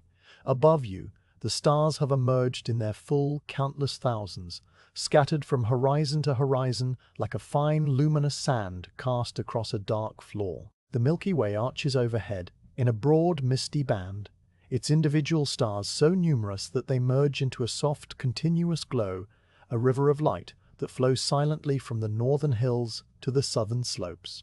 The constellations you know are there, the familiar patterns that have guided travelers and shepherds and road builders for ages, but tonight you do not name them or trace their shapes. You simply look, letting your gaze rest in the vast dark field, the tiny points of light holding steady in the still air, not twinkling, just shining, each one a distant, ancient sun. The night sky is so vast and so quiet that it seems to draw the thoughts from your mind, pulling them upward until they scatter among the stars and fade. You feel the scale of the world, the immense distances of the heavens, the smallness of the road beneath your hand, the even smaller speck of your own existence, and the feeling is not one of insignificance, but of peace, a quiet acceptance that you are a part of something vast and slow and beautiful. The road, which has filled your days with purpose and labor, is now just a thin, pale line in a valley lost among the hills, and that is somehow deeply, completely comforting. Your breathing begins to slow, the rhythm deepening from the shallow, quick pace of activity to a longer, more measured cadence that matches the quiet of the night. Each inhale draws in the cool, clean air, faintly scented with grass and stone and the distant damp breath of the stream, and each exhale releases a thin cloud of warmth that vanishes into the darkness above your face. You can feel your heart beating in your chest, a steady, soft pulse that gently shakes your body with each beat, and as you lie still, you become aware of it slowing, the interval between each thump growing longer, the pressure softening. It is the heart of a body at rest, a quiet drum that beats not for labor, but for life itself. The sounds of the night settle around you like a blanket of their own. The stream's murmur is a constant, gentle presence, a low, liquid note that rises and falls in subtle, unpredictable patterns as the water moves over its bed of pebbles and roots.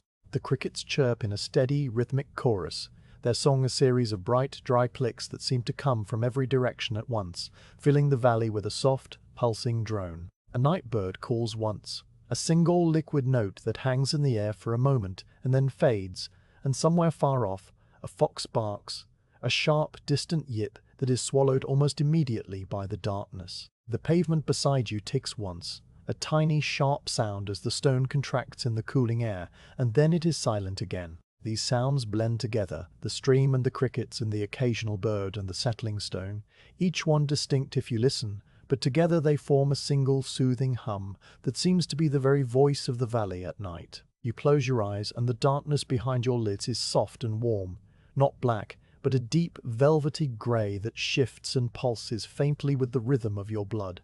The stars are still there, imprinted on your vision as faint, fading points of light, and as you watch them dissolve, you feel the last, lingering threads of the day's thoughts begin to loosen. Images of the work drift across your mind, not as clear memories, but as soft, blurred impressions.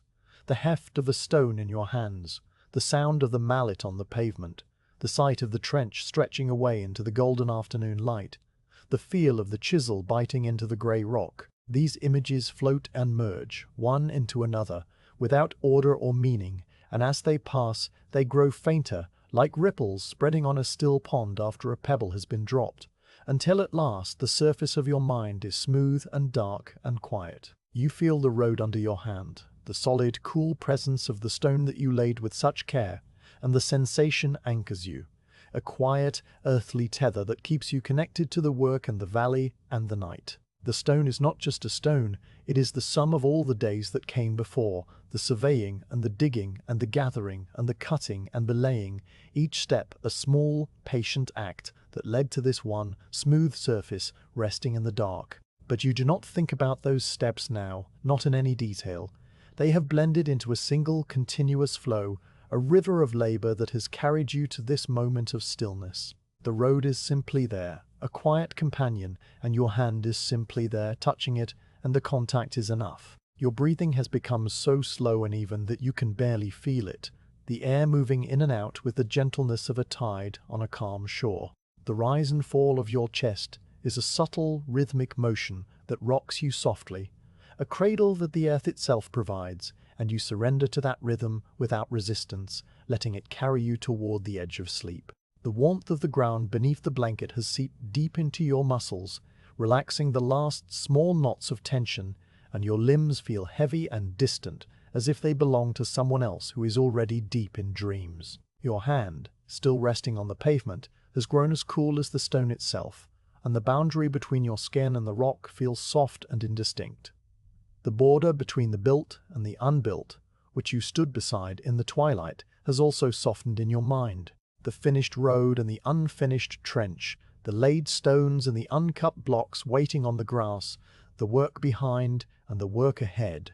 All of these have merged into a single quiet understanding that the road is both complete and incomplete, that it will always be in the process of becoming, just as the valley is always eroding and growing, just as the stars are always moving in their slow, unseen arcs. There is no sharp line between what is made and what is yet to be made, only a gentle transition, a gradual unfolding that continues whether you are awake to see it or not.